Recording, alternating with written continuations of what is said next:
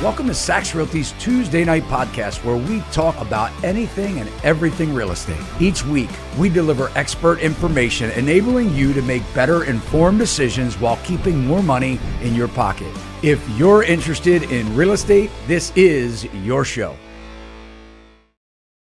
Guys, welcome to our Tuesday Night Podcast. We have a great show lined up, a great guest with us tonight. Many of you already know who he is, Adam Taggart.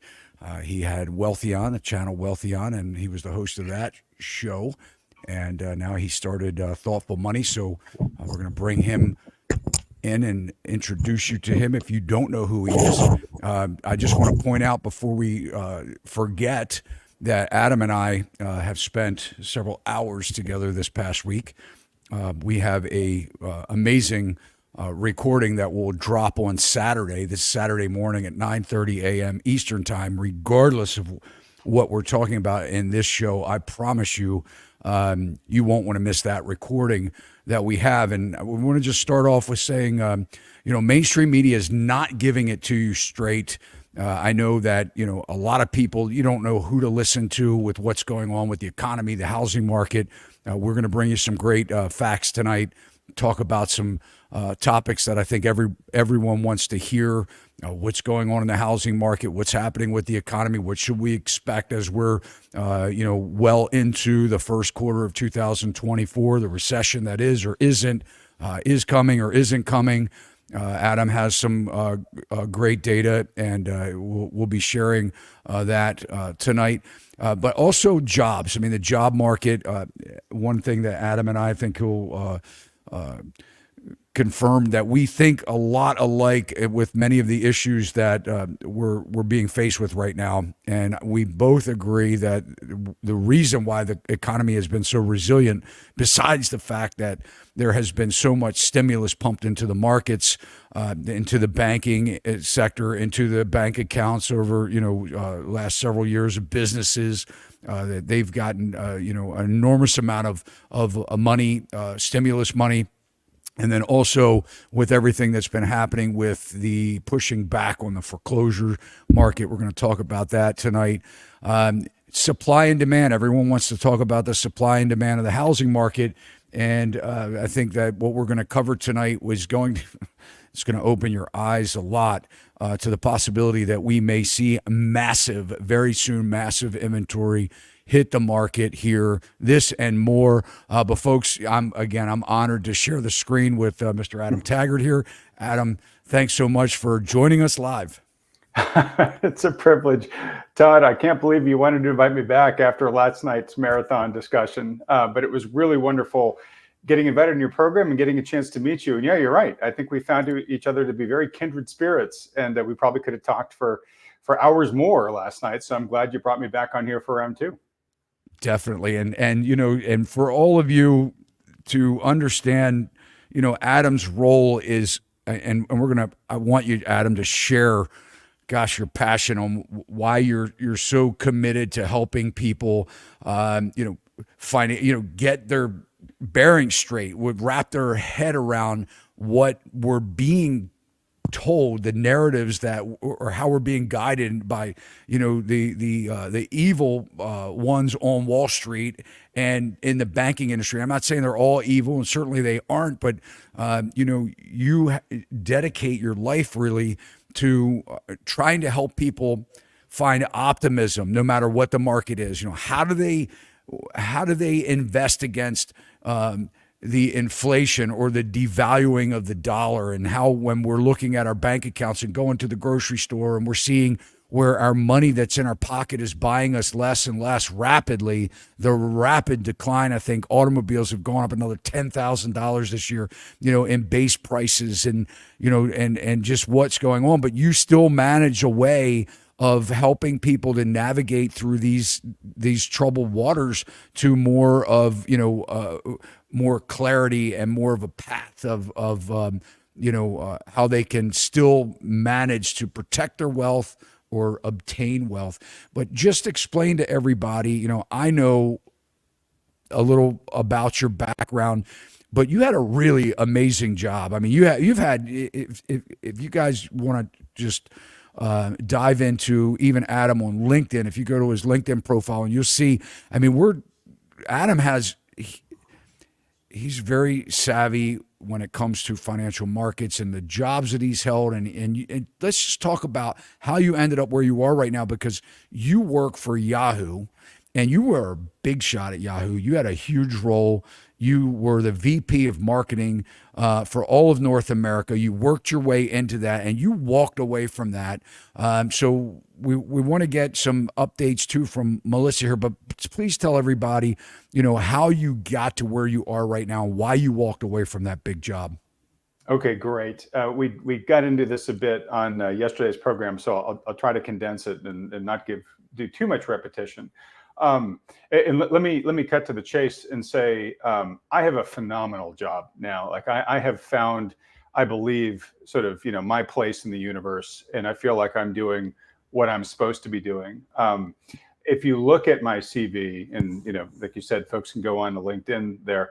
You'll find a lot of brands that I think, from afar, maybe it looks pretty impressive. Like that guy had a good career. I was an investment banker at Merrill Lynch. I then went and got my an Ivy League undergrad degree, then went to Wall Street to work for Merrill Lynch, then went to Stanford for business school, then went to a startup during the early internet revolution that got bought, and then went to Yahoo. And at the end there, when I was VP of North America for VP of Marketing for North America for Yahoo, big title, maybe looked impressive on paper. I was miserable. I just was not making the kind of difference I wanted to make in the world. And as we talked about last time, Todd, I'd been tracking the economy just as a side passion, and really my entree into that was housing. I had gone in the early 2000s. I lived in Silicon Valley and went to buy the cheapest starter home I could find for my young family. And I think that the cheapest plain vanilla starter home I could find in Menlo Park, California at the time was $800,000. And my realtor said, look, hey, and if you want it, you're going to have to bid at least $100,000 over asking price. And I was so uncomfortable with that. And I still did it. And we were so far outbid that they accepted the other offer. They didn't even invite us to counter. And that happened one or two more times. And I finally just said, I don't know what's going on. I don't know why people are willing to spend so much for a depreciating wooden box. And I just spent all this money on this expensive degree at Stanford, and I can't figure it out. So I went online to kind of self-educate, to figure out what was I missing, right? That made this math make sense. And I gravitated, I found my way over to this small number of voices. And these were the folks who were warning about an asset price bubble in housing, right? And this was during the housing bubble 1.0.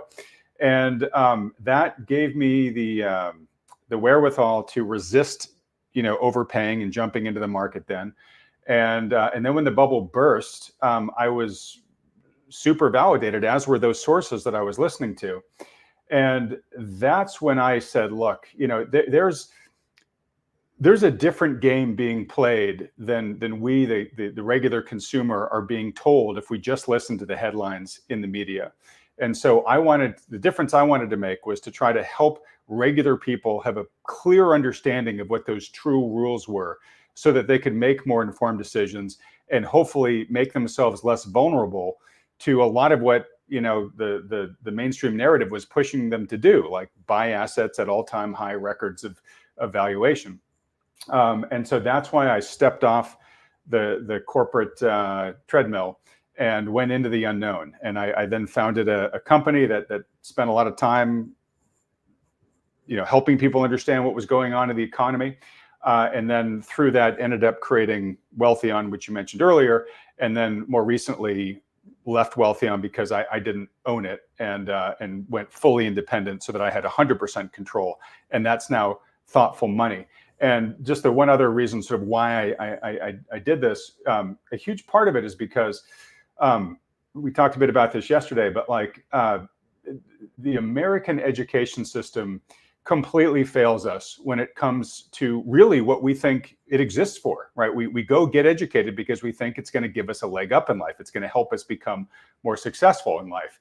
And in most of our minds, that means more financially successful, right? We're going to get a better job. We're going to make more money. But it doesn't teach us anything about financial literacy.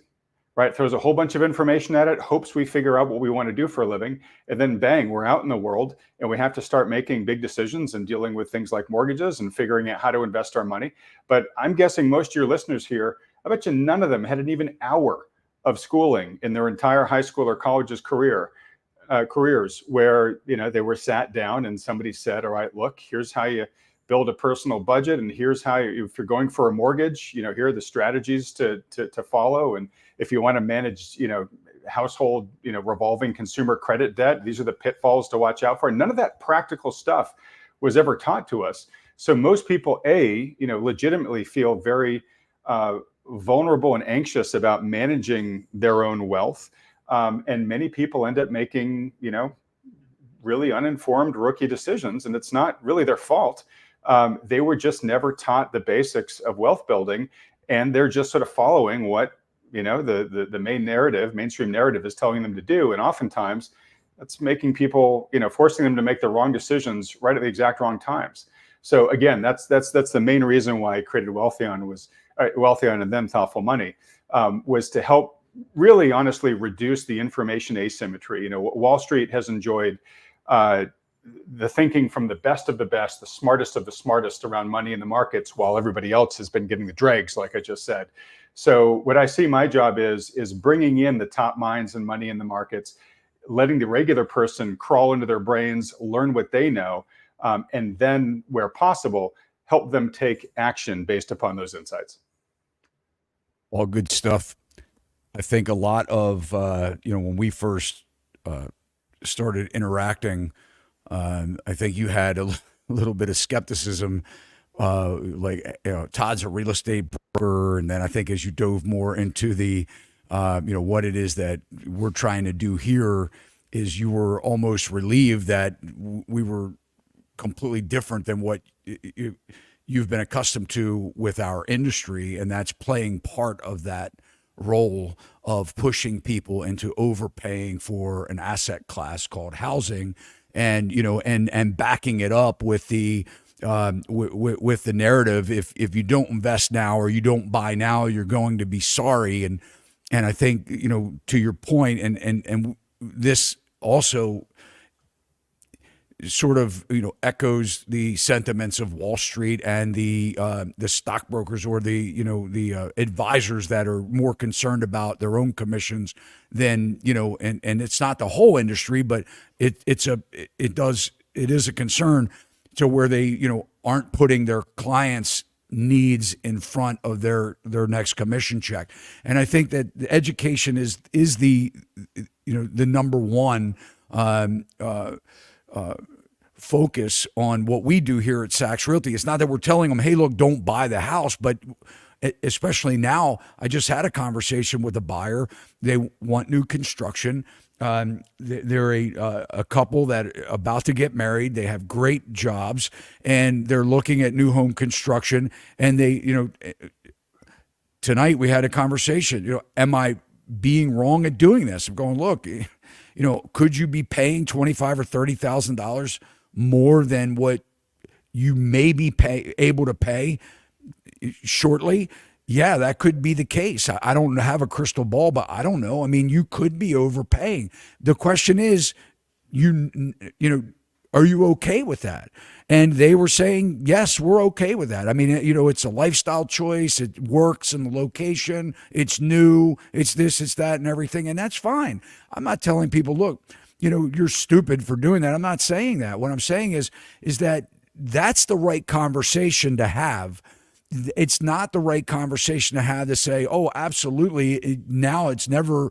I had a podcast invite to, and they may be listening, but an email came in yesterday, a podcast invite. They said, hey, look, we'd love to have you on our show. We're a local real estate channel, and you know, that talks about, you know, the current market conditions and blah blah blah. I went on their channel and I looked at it and I'm like, I can't be a part of it. I mean, you guys don't want me on your channel.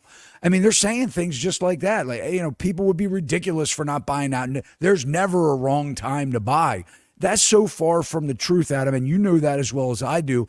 Everybody's situation is completely different, but for most of America right now that barely has $1,000 in their bank account, or let's give them more credit than that and say 5,000 above, they're paying off their credit cards. No, they're not. They're, putting, the minimum payment down every single month. And we know at least 10% of them factually, it's documented by the credit reporting agencies that they're putting down the minimum, at least 10%, probably way more than that, is only paying the minimum payment. And the average credit card interest rate is in the high 20s. So, it's crazy. But before we dive in, and guys, this is a live show. I want you to take advantage of Adam being on the show. Certainly, chat your questions in. We'd love to hear from you.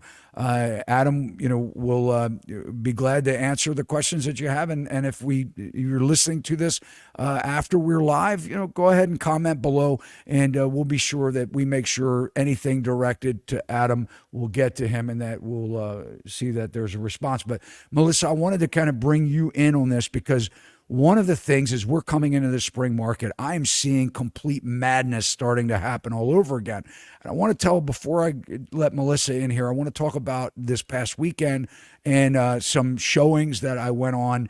I have a client that, has come in through our YouTube channel, which I love, and, very educated buyer, but wants, to be more educated. So we've been looking for houses.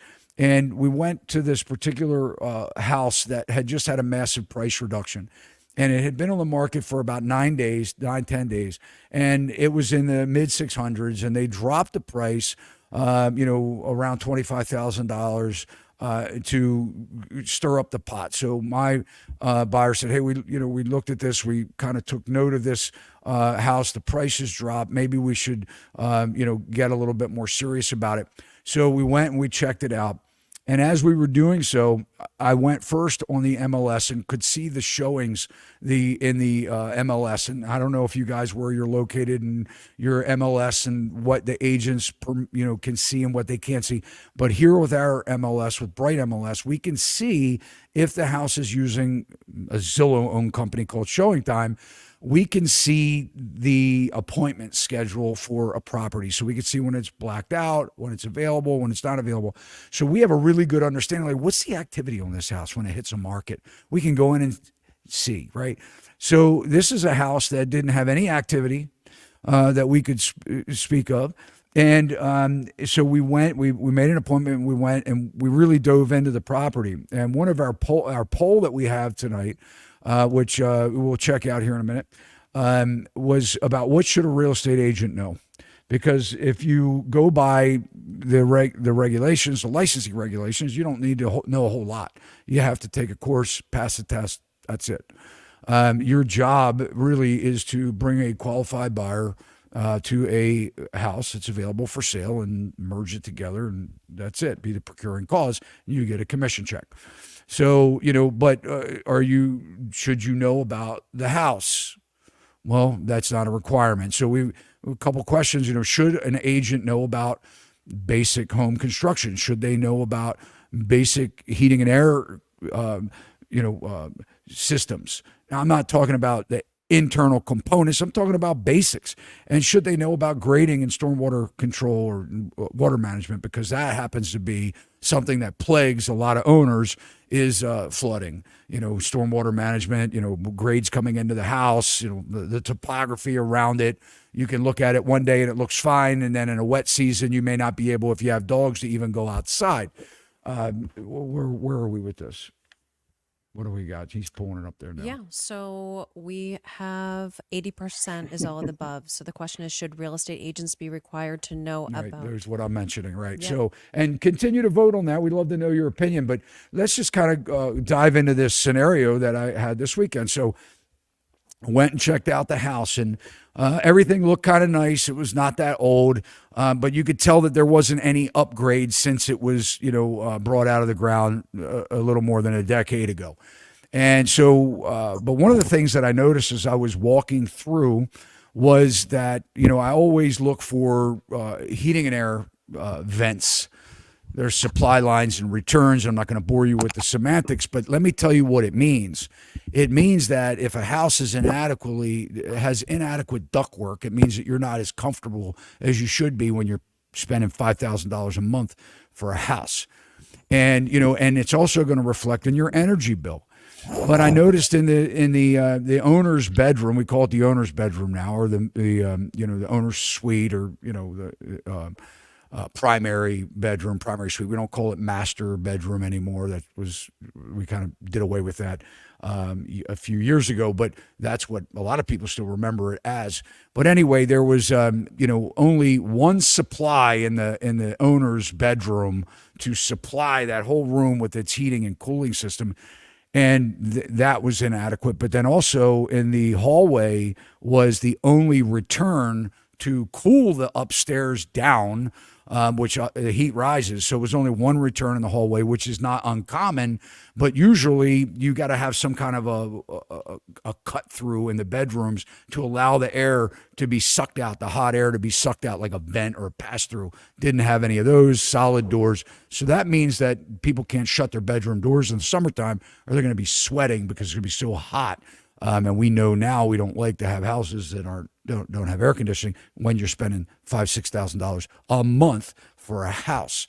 But anyway, so this is just one thing that I picked up, and I said to the client, I said, look, you may have to spend $25,000 putting a second zone in the attic to adequately heat and cool this full second floor. And so that should be in the consideration. But it was funny because I tried to have a conversation with the agent. So I called the agent up. My client said, yeah, let's play ball. Let's negotiate. Let's try. I'm willing, as long as I know what I need to do, as long as I can understand that, and I'm going into that with eyes wide open, then I can figure out what to offer here. So I called the agent. The agent shut me down, basically said, well, it doesn't sound like a good fit for your buyer. And by the way, we have an over asking offer coming in right now. And I'm thinking to myself, this house, there's been no activity. So the first thing that comes to mind is, why would a buyer's agent do that? Why would they encourage, the price was just dropped. They didn't sell the house in 9 days. They dropped the price about $25,000. Why in the world would you go in over ask price? Blows me away. But with those factors that I just said, and so the point always comes to mind is, what should an agent know? Should an agent that is helping somebody buy the most expensive purchase that they're going to make, that depreciating box, as Adam just said, which you guys, some people argue with me on, they say that houses appreciate, they don't depreciate. And that's not so. Land appreciates, houses, structures depreciate. That's why they let people take deductions. But Melissa, I want to kind of pull you into this, and then we'll swing it back to and let Adam take the reins here. But I do want to have you talk about what you've been seeing in the office with the calls, with the people coming in, and the concerns that they have, and we're busy. I mean, people need agents. We're very so just busy. kind of tell us what's going on in your world. I'll just take a quick moment here. The demand for agents is huge right now. So you guys are reaching out through email, you're calling into the office, and we are really, there's no shortage of buyers at all. And you guys need to be pre-approved, or you need to be connected with an agent. And a lot of you have been, unfortunately, burned in the past. And I just want to say, I am always here. I am happy to help. Please reach out to me. And me personally, I am taking a lot of time. If we don't have agents within our referral network, I am taking the time and doing the research and going to make sure that you will be connected with a quality agent. I just did it today in Jersey City, New Jersey. And I took the time and I spoke to an agent, and he's a perfect fit. These agents have to be full-time. They have to be in the business for a good amount of time. They have to have the quality reviews. And I'm working for you. And I just want to say, please reach out to me. It's so important to have an educated agent that's going to have your back, that's going to give you the care that you need, that's going to be sincere. And, I'm dedicated to matching you up. So please don't hesitate. And I truly mean that I would be happy to help. So keep Melissa busy. If you guys need an agent, no don't. matter where you are, we're patching people together Yeah. with agents that we think will at least, give you the same kind of service. We're only licensed in Maryland. If you're in Maryland, hey, we're your team. But if you're anywhere else, let us know where you are, where you need help. If you're not already represented, if you're represented, we're not trying to take you from your representation. That would not be right of us. And especially if you love your agent. But And I just want to add one more thing, Todd. I apologize for cutting you off. And agents, if you feel you want to reach out to me and you want to have a conversation, I'm open to. I'd be happy to talk to you as well. so, Adam, we'll spin this back to you, and then we'll take some questions. But one of the things that I want to talk about is the home inventory. So we know that part of the reason why the agents are pressuring a lot of these buyers and why the buyers are feeling this overwhelming amount of pressure to buy a house right now is because they go, man, it's only one house. But what we know by that, and going through, we don't want to repeat the same mistakes that we made back in 21 and certainly going into 22 by, picking a house for all the wrong reasons because it's the only one that is available for you and you just want to buy something. But Adam, just kind of, what are you seeing and what are you hearing in your own experience in your own interviews with some of the brightest minds on the planet when it comes to macroeconomics, including the housing market? What are you seeing as far as where these inventory, where this massive supply could be, hitting the market here, certainly in the next year? I know when you and I spoke, you said you're having a hard time telling people to buy a house now because they'd be really upset if they could buy it for 30% less than what it's priced at right now, or 40%, but 2019 prices. Talk about what some of your thoughts are with inventory. Sure. Let me just start first by saying, I gave you prompts yesterday, Todd, for you, and now I'm learning about your organization. It's the same way.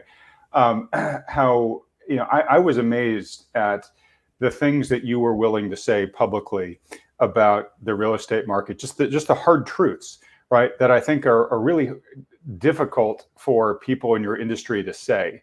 And we don't hear them very often because oftentimes they go contrary to their direct interests, right? The industry makes its money off of transactions, right? And if you're counseling people, hey, now might not be the best time to buy, or this might not be the right property for you, right? You're basically putting the regular person's interests over yourself. And I mentioned yesterday that's rare, and I was giving you good props for that, but I think I did all that off air. I think we had that conversation after we turned the cameras off. So I wanted to make sure while the camera was on, I was giving you full props for that. And then hearing, Melissa and how your organization runs there, it sounds like, that's the culture of your organization. And again, it's just not something I see very often in the industry.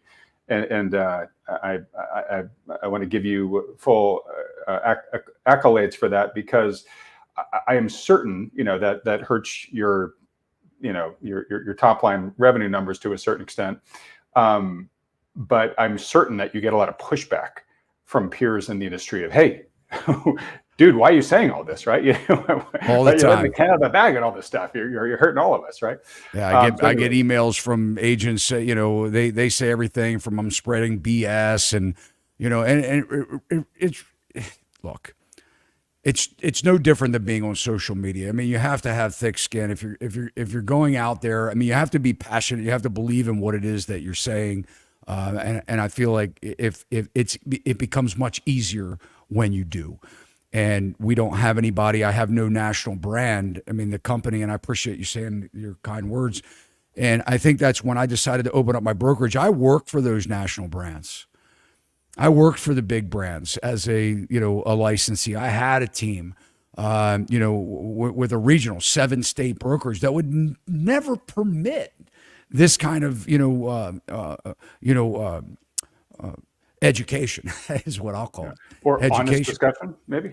Yeah, correct. I mean, but that was important, and why I didn't go with the national brand, because I don't want somebody telling me how I can run or not run my business. And I think that's the important part.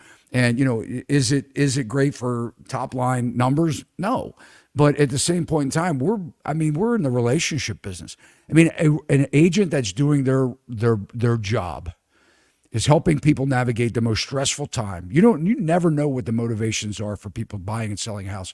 A lot of times it's divorce, it's death, it's job loss, and that's not even in the economy that we're in right now or what could be coming down the pike. This is just normal course of business. You have to embrace and get someone through these emotional times the best way that you can for them. Number one, put their interests first, but number two, you become their extended family members and some of their best friends. So, at the end of the day, that's what's important in the putting the client first. And we both feel the same. Adam, you feel the same way, and that's why you left some of the positions that you have. I do, but I just want to say, as great as it is to meet another kindred spirit here, it's tougher for you to do given your industry. Like I said, I see it rarely, so I just want to call it out. It's easy to catch somebody doing something wrong. It's equally important to catch somebody doing something right, and you guys really seem to be doing this right. All right, now to answer the question you asked me, right, which is, kind of my macro outlook and housing.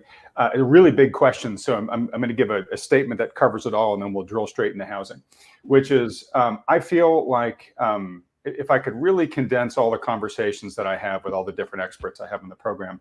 And remember, folks, these are super bright people. They all don't see the world the same way. It is fascinating how very smart people can look at the same data and come to different conclusions. But I would say that the preponderance of them are more pessimistic about where things are headed, at least in the next year or so, than are optimistic. But if I could condense it down, we basically have to make a choice right now as investors, whether we're investing in the stock market or whether we're investing in buying a new home. And we have to believe that it is either different this time, and that's sort of the team, soft landing, no landing. Or we have to say that history, the lessons of history will likely apply here, and that there will be repercussions, what's often referred to as the lag effect, by all of the distortions and deformations that were done first by the initial unprecedented response to COVID with all the different stimulus packages and everything. But now that stimulus is beginning to die down, the effects of the massive rate hike campaign that the central banks worldwide have pursued, as well as in parallel with that, the tightening campaigns, the Fed's quantitative tightening program, that those will eventually begin to express themselves in full force. And that will manifest in slower economic growth that will pull down asset prices. It'll basically act like a increased gravitational force on financial asset prices, and could slow the economy to a point where job losses really begin to kick in, and potentially sending the economy into a recession. So basically, as an investor, you either got to believe that, hey, things are different this time, and we're at a permanently new high plateau, and yep, I can feel good about putting money to work at today's current valuations. Or you want to get defensive and say, look, I think there's good reason that there's going to be substantially lower valuations coming ahead, and I'm going to keep my powder dry until that period of time. So I think that applies both to the financial markets as well as to housing. Now let's talk specifically about housing, right? Transactions have completely dried up, right? I'm going to guess they're the lowest you've seen in your career. Is that true, Todd? Yes. Okay. All right. So again, makes it really, kudos again to you and your team for turning away a transaction when there aren't nearly as many to be made these days, because if you feel it's not the right one. I think a lot of realtors that are in the game feel a ton of pressure to get whatever deal done. Like, I'm not super surprised that realtor, basically convinced their client to just, hey, close your eyes and pay full price and don't worry about how long this thing's been listed or any warts the property might have. So that realtor is probably trying to put food on the table, right? I understand that pressure. I don't necessarily agree with it, but I understand it, right? So, the thing with the housing market is we have near record home prices, right? I haven't seen the latest data, but I think it's, prices still nationally rose year over year from last year. So they are still rising nationally, even though we have some markets that are beginning to to see some losses. But nationally, home prices are still about as high as they've ever been, and mortgage rates are still extremely elevated. I mean, definitely 2 to 2.5 times at least where they were just 2+ years ago, right? That can't sustain, right? That you have the normal seesaw relationship between price and mortgage rates, right? And so what's interesting is we've seen mortgage rates go way up, but we haven't seen prices come down yet. So the market is basically, sellers are basically trying to wait out these higher rates, right? And they're just crossing their fingers and saying, let's just all hold, everybody, nobody sell, nobody lower their prices. And hopefully the Fed's going to bring, rates down. And eventually by the time, we need to sell, rates are back where they were and they'll support today's valuations. That's a tough bet in my book because the Federal Reserve has been very resolute that it's not going to start cutting rates until it feels like it's got inflation under control. It surprised the markets pleasantly at the very end of last year when Jerome Powell came out and said, hey, everybody, you know what? We're done hiking. The next thing we're going to do is a cut. We're not exactly sure when, but we're feeling pretty good about the progress we've made. And they've been guiding the market to 3 rate cuts this year. Maybe we'll still get those 3 rate cuts, but that's not a guarantee, especially after the January inflation numbers that we just got last week, which surprised to the upside. So that is definitely going to push out the timeline by which the Fed implements those rate cuts. And maybe the Fed's going to determine, hey, we can't do 3. We can only do 2 or 1. Larry Summers right now is actually saying he thinks the next move by the Fed is actually going to be a rate hike again, which would completely, take the markets by surprise. But the point here is that let's take the Fed at their word. Let's say they do 3 rate cuts. Right, that gets the federal funds rate from what, 5.25 to 4.5. Maybe that brings mortgage rates down into the low 5s, something like that. That's still a lot higher than where they were just 2.5 years ago, right? Just by math compared to a couple of years ago, housing prices should be lower, right? So you really have to believe that something is very different this time, where the normal relationships between price and yields don't matter. And that somehow magically the Fed can get rates down quickly enough to rescue this market. But the longer we hang out here, and the longer that those rates are hanging out where they are, mortgage rates are hanging out where they are, the more people begin to hit forcing functions on having to sell. Right, death, divorce, job loss, moving for your job, all the things that you just mentioned, right, that just happen organically, right? That's going to start forcing inventory on the market. And then there's a whole other set of reasons that we've listed that could bring additional inventory on, right? I mean, in a lot of markets, new inventory is coming on, right? You had developers go to all the hot markets. They've had these projects in the pipeline for years. Those are all now hitting the markets. And in some of these markets, like Austin and markets that have already had double-digit declines, that inventory is hitting at the exact wrong time, right? We talked about, the frenzy in the short-term rental market. Right. And I read a stat that basically said something like, I think it's over 50% of, I can't remember if it's properties or hosts for Airbnb, basically, have come online in the past 2 years. Right. So it's a tremendous amount of new players coming into that space who were sold on the promise of, hey, this is kind of a get rich quick scheme. Right. And maybe I can do a number of these and I can quit my job and I can have my passive income empire, right? And they borrowed money, stretched themselves, bought these properties, and all of a sudden the economics are not working out the way that they were. And these properties that they've stretched themselves to buy are suddenly not putting cash in their pockets, they're taking cash out of their pockets, right? And so you've got a lot, like I said, almost 50% that are all of a sudden sort of second guessing, wait a minute, maybe this wasn't such a good idea. And they'll either flood they'll switch them to long-term rentals, and they'll flood the long-term rental markets, and that'll bring rents down even faster. And of course, housing prices are somewhat of a function of rents. So as rents go down, home prices have to come down, or they'll just start selling, and that'll just be new inventory flooding into the market. Or we talked about the increase in institutional money coming into the markets. Well, a lot of these institutions have actually stopped buying because the numbers haven't penciled out for them. And I don't know if I can show this chart. I'll stop talking in a minute, and while you're responding, I can see if I can share my screen here with the chart. But I was just talking to Nick Jurley, who runs a housing analysis site called Reventure Consulting. But he was sharing with me a report that he just came across, looking at a couple of different markets, but we were looking at Tampa. And here's just a couple things about Tampa. 54% of the large institutional portfolios in Tampa have been acquired since 2020. So just over half has just been in the past 4 years. Newer entrants like First Key, Divvy, and Home Partners of America may face risks due to rent growth assumptions that have not materialized. So basically, institutions are beginning to freak out that we bought a lot of inventory in this space, and it is not, the economics are not what we put in our models. So now for every home they purchase, they're selling 1.2 homes. This marks the highest rate of investor net selling in Tampa since at least 2010. And now I'm going to try to share my screen here. And if it works, great. If it doesn't, no big deal. Adam, where you're trying to pull that up, when we're talking about Wall Street or, hedge funds buying up single family housing, let's just talk about that for a minute.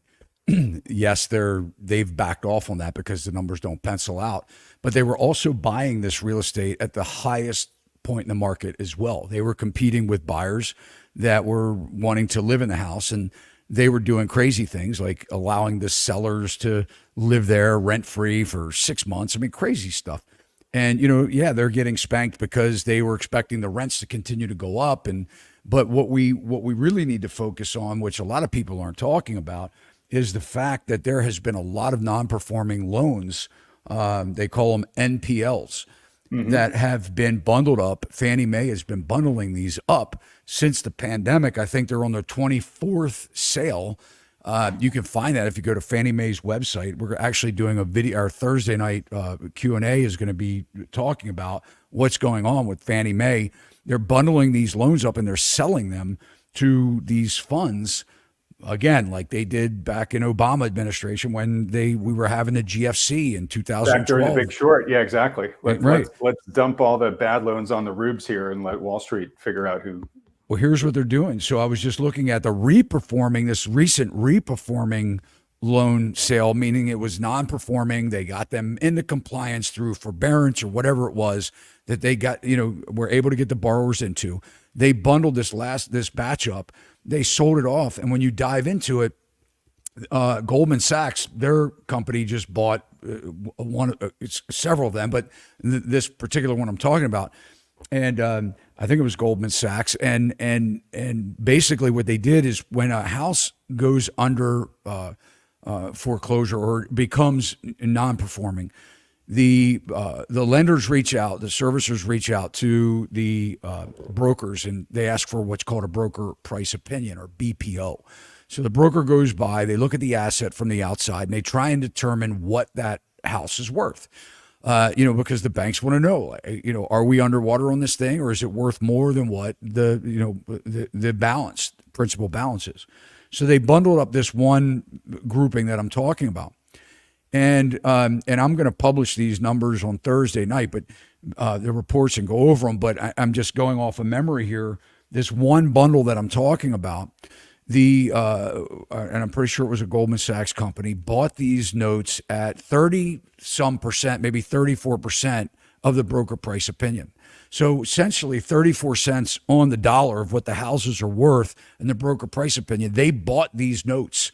Now they let these investors bid on these bundles of non-performing or reperforming loans that Fannie Mae is selling off. What happened is, the highest bidder was I think Goldman was 83.7%, I think, of the actual balance of the notes. But again, the broker price opinion, meaning there was so much equity in the properties that they were buying it for 34 cents on the dollar. That's a pretty safe bet, right? I mean, wouldn't you, Mr. and Mrs. Homeowner, like to buy a house at 34 cents on the dollar?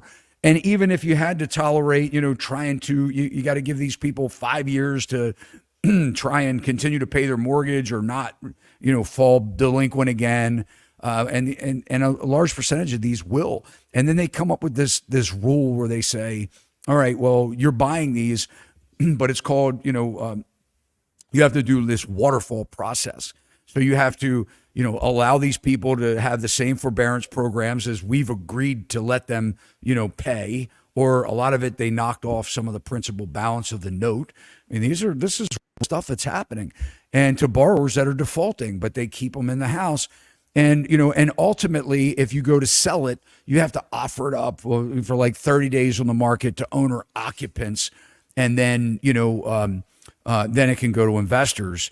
And of course, that's what will happen to the majority of them, because when somebody's living in their house and not paying for it, it's deteriorating so bad that Right. people can't even get, traditional notes, government-backed loans, with a house that's in such bad shape, unless they do this horrible renovation loan process, which is almost impossible. But anyway, so my point in what I'm saying here is that there's a lot of stuff going on to hide the facts of what is really going on. And had these banks just foreclosed on the, and look, I'm not advocating that people lose their homes, but when people make bad decisions, and there are repercussions that come from the bad decisions that you make financially. If you buy $100,000 car and you shouldn't have, and you can't pay it, you should not be able to drive Right. that car anyway.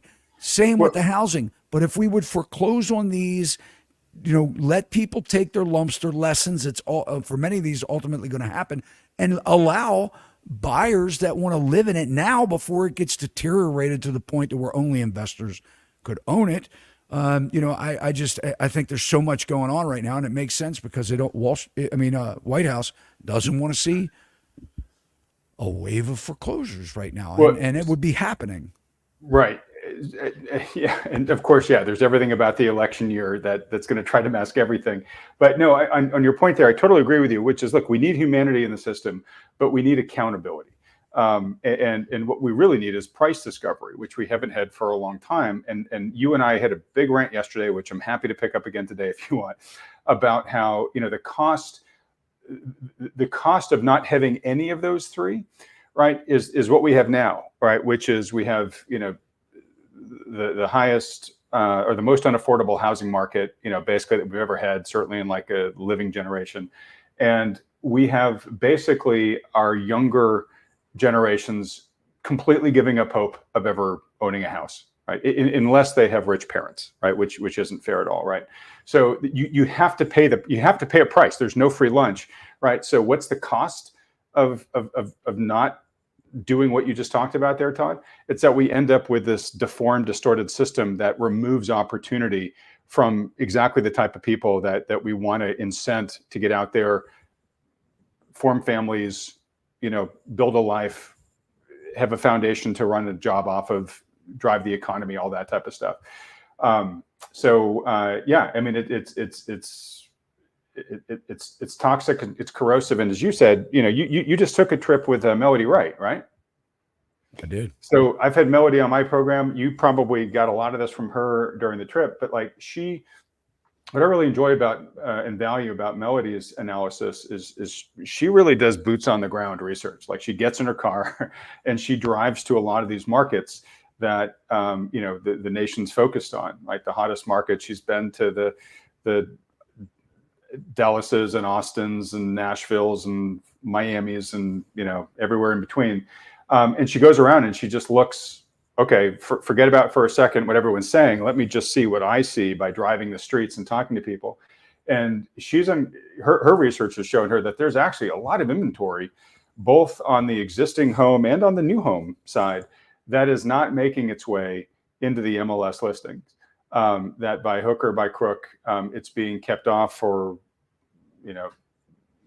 different reasons, I think, in different cases, but basically all with the intent to try to make things look better than what reality is. And what's bad about that is not only is that distortive of the markets and what consumers see, but it actually, I think, is distortive for a lot of the players. Like, a lot of the analysts are looking and using these databases that she's realizing aren't fully updated, right? So kind of everybody is making decisions with impartial data at best and flawed data at worst, right? So there's a lot of thumbs on the scale, as you were sort of saying earlier, right now, that are distorting things, that are manifesting either an unfairness or manifesting in issues that are going to plague us going forward. And of course, by distorting a market, generally what you do is you're setting everybody up for a much more painful correction than would otherwise have happened that if you had just let natural market forces, take their path. Yeah, 100%. And when you said something, I just want to address.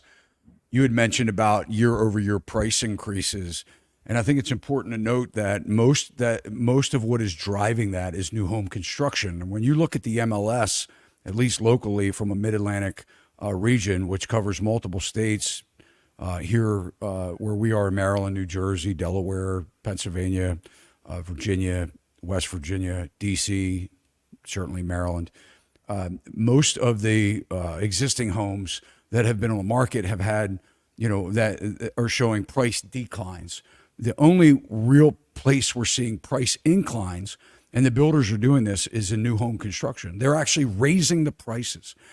And a lot of what they're doing is, and people don't realize this, is they're buying down rates. I mean, Adam, we talk about mortgage rates, and if they get in the fives, well, we know that's not low enough on mortgage rate. And by the way, the price of the house is more important than the rate anyway. I mean, we got to get away from this. What does it cost a month? What we have to do is figure out what is the asset cost, because that's where you get stung if you need to sell. It doesn't matter if you have a low rate. What matters is, can you sell your house and not need to bring a check to the table? So, but a lot of these builders are buying down the rates, the 30-year fixed rate. They've been in the fives for 6 months.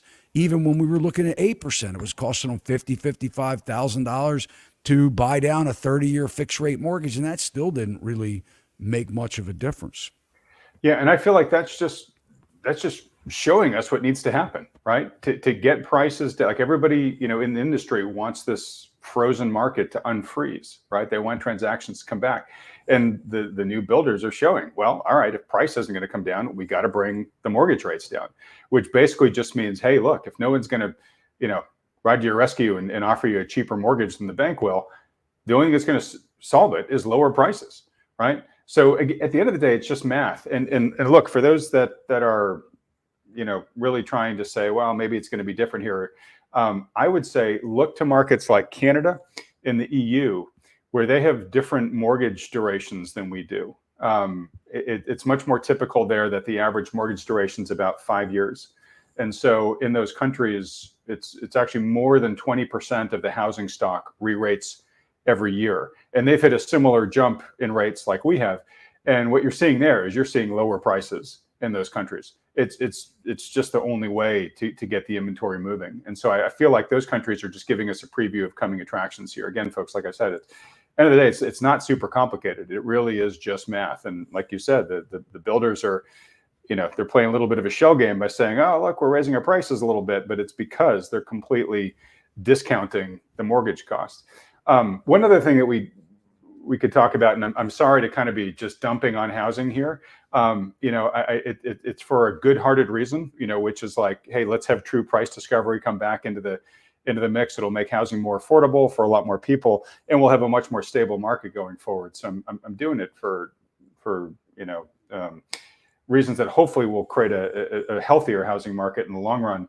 But again, we were talking a little bit about yesterday about the costs of home ownership are dramatically increasing as well, right? So, and maybe we didn't get so much into this, but I mean, you guys have seen the dramatic increase in home insurance, right, over the past 2 years. Yeah, so we've seen a lot of cancellations. As home prices, vaulted a lot higher. Obviously, the insurers had to say, wait a minute, we got to start upping our rates so that if we're paying out on damage to these now much more expensive homes, we're not losing our shirts. So you're seeing just vast double-digit increases. I mean, I've heard horror stories of more than doubling in certain cases. And in states like mine, California, where over past years, we've had more wildfire risks and stuff like that, there are a lot of providers who have just up and left the state. So I had State Farm as my insurer, they're gone. And they called me and they summarily dumped me with 48 hours notice. There was no graceful process of, we found another insurer who's willing to talk to you about taking your business. They were just, nope, we're out, right? And that's happening all over the country this time, from California to Florida, right? So that's just one example, but the costs of home ownership have gone up a lot, which again, that's sort of acts like gravity on home prices, right? If the home is more expensive to maintain, well, the price should be adjusted to reflect for that, right? And that hasn't happened yet. We were talking yesterday. I just saw some stats that show that the average age of a home in the U.S. is 40 years, right? So when we talk about them as depreciating wooden boxes, well, half of the homes in America have been depreciating for 40 years. 40% of them are older than you and I, Todd, right? So that's getting old. We're not old men yet, but I got a fair amount of white in my beard, as you guys can see, right? And for newer homes, it's not necessarily a good story, right? Where certainly as the development boom really got underway in the past 25, 30 years or so, there's been a rush to basically, construct as profitably as you can. And so they've skimped on building materials. We've heard all these nightmare issues about bad particle board and Chinese drywall and all sorts of things. The skimp on labor skills, and certainly we've sort of seen a general decline in tradecraft and home building. So these younger buildings kind of depreciate at a faster rate in terms of the actual physical condition of the buildings themselves. And then lastly, there have been articles coming out saying that because it's now become more expensive to do home maintenance, to do repairs, and certainly to pay for the contractors to come and fix because of services and goods inflation, but particularly on the services side, that a lot of people are forgoing maintenance that they otherwise did in previous times. And so that depreciation is accelerating because it's not getting slowed by people coming and putting in the right repairs and fixing things as they break and whatnot. So there's, like I said, there's just a lot of elements conspiring to pull prices down. And even though kind of at a national level we're sort of hovering in midair, from my vantage point, it just seems like physics is predictable here, where the ball is pretty much at its zenith and gravity is going to kick in, unless somehow it's truly different this time. But I got to tell you, Todd, I just can't see a reason to make a compelling argument that it is. There's this saying that they don't make it like they used to, right? I mean, sure. People don't want to hear, and we walked through 3 feet of snow when we were kids going to school. I mean, they don't want to hear it, but it's true. They don't build houses the way they used to. I mean, just look at the lumber, the framing lumber. I mean, 2x4s used to be a true 2x4. I mean, it's just, you can walk in an old house and really tell the difference in the bones of the house. Mm-hmm. They are building junk today. I mean, a lot of the builders, it's substandard quality, and it's just okay. There's no one saying that this is ridiculous. The doors are warped. The drywall looks terrible. The carpet seams. If you bought a new house, I mean, you probably have realized in 6 short months that you can see every seam in the carpet, and that the carpet has already looks like it's been in the house for 10 years because they use the cheapest carpet. A builder grade is what they call. I mean, one of the houses I was in this weekend was about 10 years old, and the floor where the sunlight came through, it was just a stained. If you want dark flooring, you buy dark wood. You don't take oak and stain it dark. And the 10 years ago, the flooring, I mean, it looks terrible right now. It doesn't wear well. And where the rugs were, when they're now up, you can see how dark it is. And everywhere the light shines through the window, it's ridiculous. But these are just some of the things that we're accepting. When I started Adam in construction back in 1989, we actually, I mean, you could walk around with a micrometer and look at woodwork. And I mean, it was, now they're like, we got caulk, put caulk in it. I can't see it from my house is one of the, the common things that the laborers will say, well, it looks fine from my house. We are accepting things to be like 70% or worse. We can't afford perfection. We can't afford to hire these. I mean, when we're looking at the rates to fix things or call somebody up to try and find somebody to come and do a punch out list for you, for crying out loud, it costs a fortune. So yeah, we probably have some questions, don't we? And they love it when you say 1989. I just want to say, when you bring up 1989, they love that. There's probably a lot of people watching weren't even alive in 1989. This is true too. This is true too. Which is great. But we got some super chats that I'd like to just read really quick from Charles. I unsubbed from Wealthion. I didn't have any interest after you left. I don't like the guests that are on now. Charles, thank you for keeping Charles, it real. Thank you, man. We appreciate thank you you, always. Charles. And let me just say too, there are some things that I'm prevented from saying, and I wish Wealthion all the best. But I just want to make it super clear. I have absolutely no ties to that organization anymore. So thanks for the support, Charles.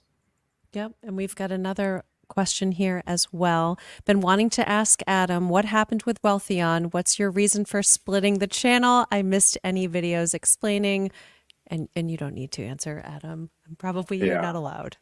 Thanks. Well, I'll just give the short answer that he maybe missed at the beginning here, which is that long story short, it was my baby, it was my creation, but I did not own it, and it's kind of an interesting but convoluted story to how Wealthion initially got created, and I had to create it inside of another company that actually owned Wealthion itself. I didn't own it, and over time, that lack of control just weighed on me more and more, and until the point where I kept trying to get it addressed, and when it looked like we couldn't get it addressed the way I wanted to, the right thing to do for the audience was just for me to go independent and run the whole thing myself. So that's how Thoughtful Money came about.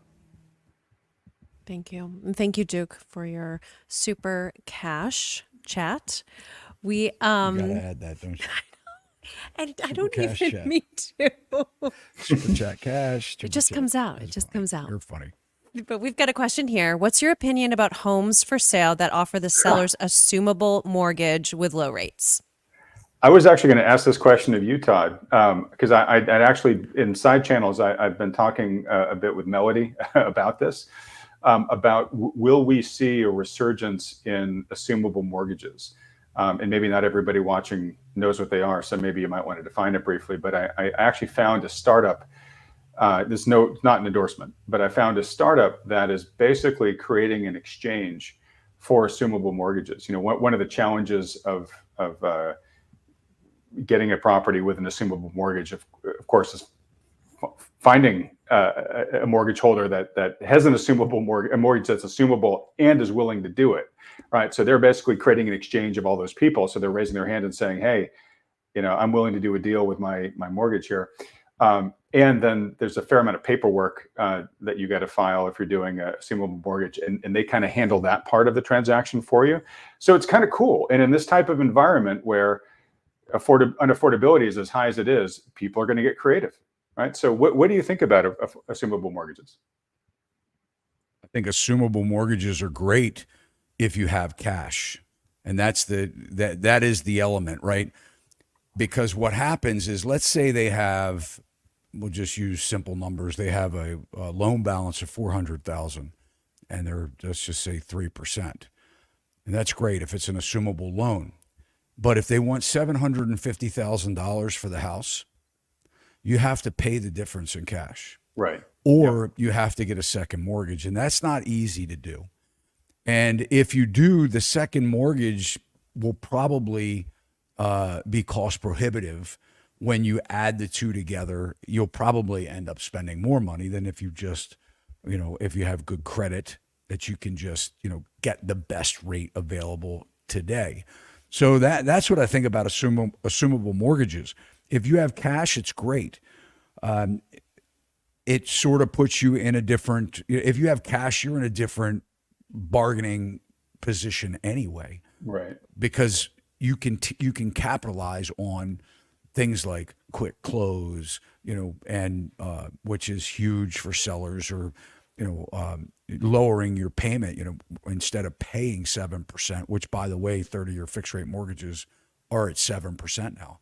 If you're lucky, they're as high as 8% right now this week with the, you know. And Todd, sorry for interjecting here, but and I apologize, I don't know the educational level of your viewers here about real estate, so maybe everybody already knows this, but basically an assumable mortgage is of interest because somebody might have bought their house a decade, 2 decades ago, and they're sitting on a 3% mortgage, right? An assumable mortgage basically lets you assume their mortgage. So you basically take over for them that mortgage loan. You're going to be the one now paying the bank at 3%, right? So it's a way for you to escape that 7% mortgage if you don't have to take out a second one, to make the property transaction happen.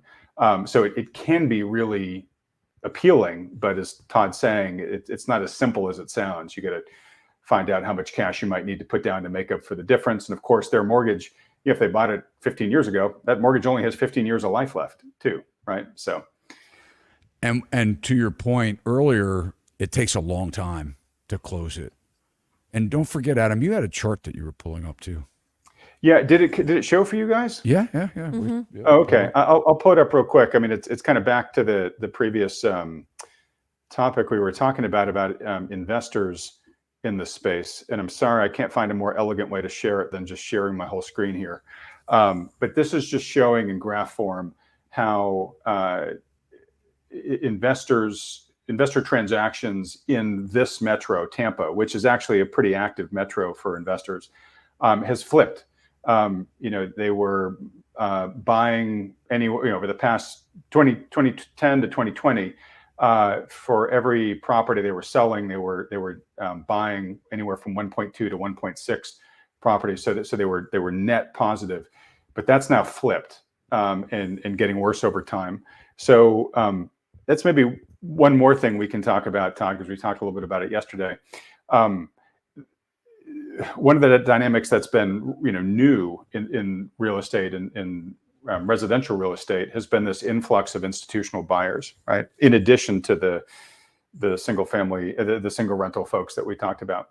So you're getting players of all different sizes, but including really big players, the Blackstones of the world coming in, who just have massive war chests, and they can borrow at rates way lower than any regular person can, right? So these are the guys who are coming to the table and they're buying properties, all cash at oftentimes, at least until recent past, well over asking price. And so, it's just one more party at the table that's taking the opportunity away from the regular family that's just trying to find a place to live in there, right? So that's, we can look at that as being very unfair. I've got some pretty strong feelings that we should place some pretty big limitations on institutional money in the residential market. Homes should be to be lived in first and foremost, right? But one of the risks you have there with institutional buyers, which we haven't really experienced yet, we haven't gone through a big downturn in housing with as high a percentage of retail ownerships as institutional ownerships as we have now, is, hey, these big companies, these hedge funds and whatever, they can get into trouble, right? And so if they start getting compromised, they don't live in the structures, right? So to them, this is just an Excel question, right? Oh my gosh, you know what? The models aren't playing out the way that we thought. We're beginning to lose money. All right, let's sell these properties, right? So a lot of these funds, own a lot of properties, and they tend to own a lot of them in the same geography. And so if a fund really gets into trouble, we've seen some already do that. Fortunately today, they've been finding another institutional buyer to sell that chunk of properties to. But it's not out of the question that they may just not find a good buyer and they just dump these things on the market. And all of a sudden you just get a flood of inventory, kind of fire sale inventory, because the fund just needs to stop the bleeding, in a market perhaps maybe right at the wrong time, right as prices are already starting to really build momentum to the downside. So there are all these new risks in the market because of these institutional buyers that, again, net, I don't think any of those implications are positive for home buyers. They've been good for home owners, right? They've really served to push prices up so far. But like I said, how sustainable are these prices? And is that bump in prices, is that a net positive thing if you eventually have to pay a pretty big price in terms of a painful correction at the end of it? Adam, we know that they have manipulated the markets by dropping the 30-year fixed rate mortgage to 3% anyway. I mean, we saw that 2.74%, the government buying mortgage-backed securities. And when you Like look at 80 this, billion a month or something like that. I mean, just crazy, right? yeah, it's insanity. And, as a result of, or the Federal Reserve, I say the government, but the Federal Reserve, but you look at, now we're talking about those interest rates that are at 7% with the prices that haven't really adjusted down to, equal what those payments would have been at 2.74%. So now we have a mess. We're going to see asset prices drop as inventory comes on the market, and you have more inventory than you do buyer demand. I mean, we want to think that there are a huge amount of buyers out there, and there are, but not compared to if inventory gets up to, where we could need 10 or 11 million home sales to absorb it a year, something that we haven't seen in decades. I mean, I don't know that we'll have ever seen that kind of, amount of purchasing in a year. But that could certainly happen. And you could talk also to the baby boomers that are retiring and that tsunami that could result. So you and I have talked about this a bit yesterday. And I agree with a comment that you made, which is we don't have a housing inventory shortage if we're just talking about structures, right? It's the ownership of those structures that's in great imbalance right now, right? We have a lot of structures that are second, third homes. We've got a lot of structures that are owned by mom and pop landlords, short-term rental owners, institutions like we talked about. So what we're seeing is a shortage of inventory for just real people who want to live in, right, at an affordable price. But in terms of actual structures, we have plenty, and more is coming on at a more aggressive rate in now versus the past decade or so. Baby boomers, there's a couple issues going on with our aging demographics. One is that wealth is concentrating. There's a wealth gap going on, and that tends to be highly correlated with age, right? So the baby boomer generation is holding on to the vast majority of wealth in the country right now. And what was interesting is 10,000 baby boomers have been hitting retirement age for, I don't know, the past 15 years or so, right? We still have a few more years of that going on, but they're majority of the way through that cycle now. And everybody expected the boomers to downsize, right? Sell their homes, buy a smaller home. Yeah, that's going on. But what we're finding is that a lot of them are actually not selling their former home. They're holding on to it in their investment portfolio like a stock, where they've been saying, hey, that the value of that house just keeps going up. Why should I sell it? In fact, if I do downsize to a smaller house, I can rent out that larger house, and I can get passive income from that. Why not do that? So we haven't seen the turnover in that inventory yet, at least that we expected. And one of the reasons why I am a bit concerned about when the dam breaks here, that it could go from a trickle to a flood pretty quickly, is, like I said, I think a lot of home owners right now are crossing their fingers and saying, look, if we just hold in solidarity, we try not to bring our prices down, we're gonna outlast this thing.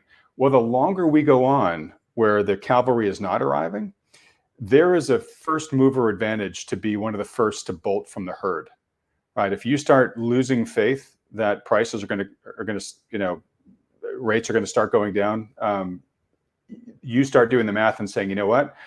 I can discount my house a little bit. Yeah, maybe I shave 5% off. I'll lose 5%, but I'm going to keep the vast majority, the rest of my equity, right? And for a lot of boomers, the vast majority of their retirement is the equity that's locked up in their real estate holdings, right? So there begins to become this self-preservation first mover advantage of, you know what, let me just take a small haircut and get out. I don't want to be one of those guys who's holding on as the market's falling down. And then when I sell, it's down 20, 30, whatever percent from where it is right now. So I think what'll happen is when folks start to bolt, everyone's going to realize the solidarity has been broken, and hey, these guys are actually starting listing lower, and I got to get out quickly before they really send the price cascading downwards. Right. So I think there's a risk of that going on. That's just sort of human behavior, behavioral economics. But I feel like pretty good probability of that happening. The other issue with boomers, which I think is a really interesting question. And I don't fully know the answer to this question, but I certainly have my strong opinions. And I've asked it of a lot of housing experts, like Melody, but also like Ivy Zellman, if you guys are familiar with her. And she is as concerned about this as I am, which is, let's say you're a young family right now, looking to buy a home, right? And odds are really good that to get into one, you're going to have to stretch, right? Given their current level of unaffordability. And you're doing the math in your head and you're saying, okay, look, I'm kind of making a 30-year bet on this house, right? At this price, which is I can buy it now and I'm going to be able to afford paying it off over the next 30 years, right? The boomers, like I said, have been hitting retirement age at 10,000 people a day. In about 10, 15 years, that's going to flip to boomers are dying or going into the nursing home at 10,000 people a day.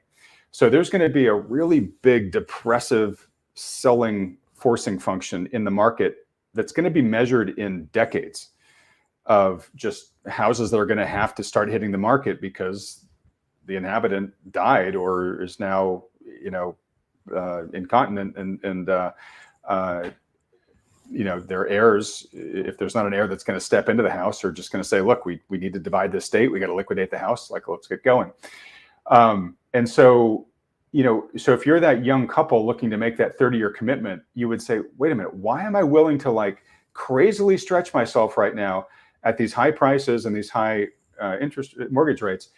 If halfway through my 30-year commitment, I'm going to head straight, head on into this selling headwind that's going to last for the rest of the time that I own this property, right? I think if you look at it with that long-term scope, it really makes buying a home, at today's listing prices, really hard from a mathematical standpoint. More questions? We do. We have a couple more. Yeah, sorry if I'm Super depressing the hell out of people. I'm not meaning to. And all this gets solved by true price discovery, right? I mean, I'm not at all against owning homes, just at buying them at a valuation that you can afford sustainably. Mm-hmm. Completely agree. I think, we see eye to eye on that. Certainly this isn't, people want to say you're a doomer or whatever. I like to say at some point we need to start realizing that debt is bad. I mean, people are financing their groceries, for crying out loud. I mean, this isn't even a Republican and a Democrat debate. This is, I don't care who you are. If you're whatever party or whether you're independent, you have to ask yourself, are you happy? I mean, when people are like, this is a doomer channel, or you guys are talking doom and gloom, or you have to ask yourself, are you really, I mean, with what you're saying, are you happy with the way things are? Right. I mean, are you excited about the prices that you're paying? I mean, come on, this is ridiculous.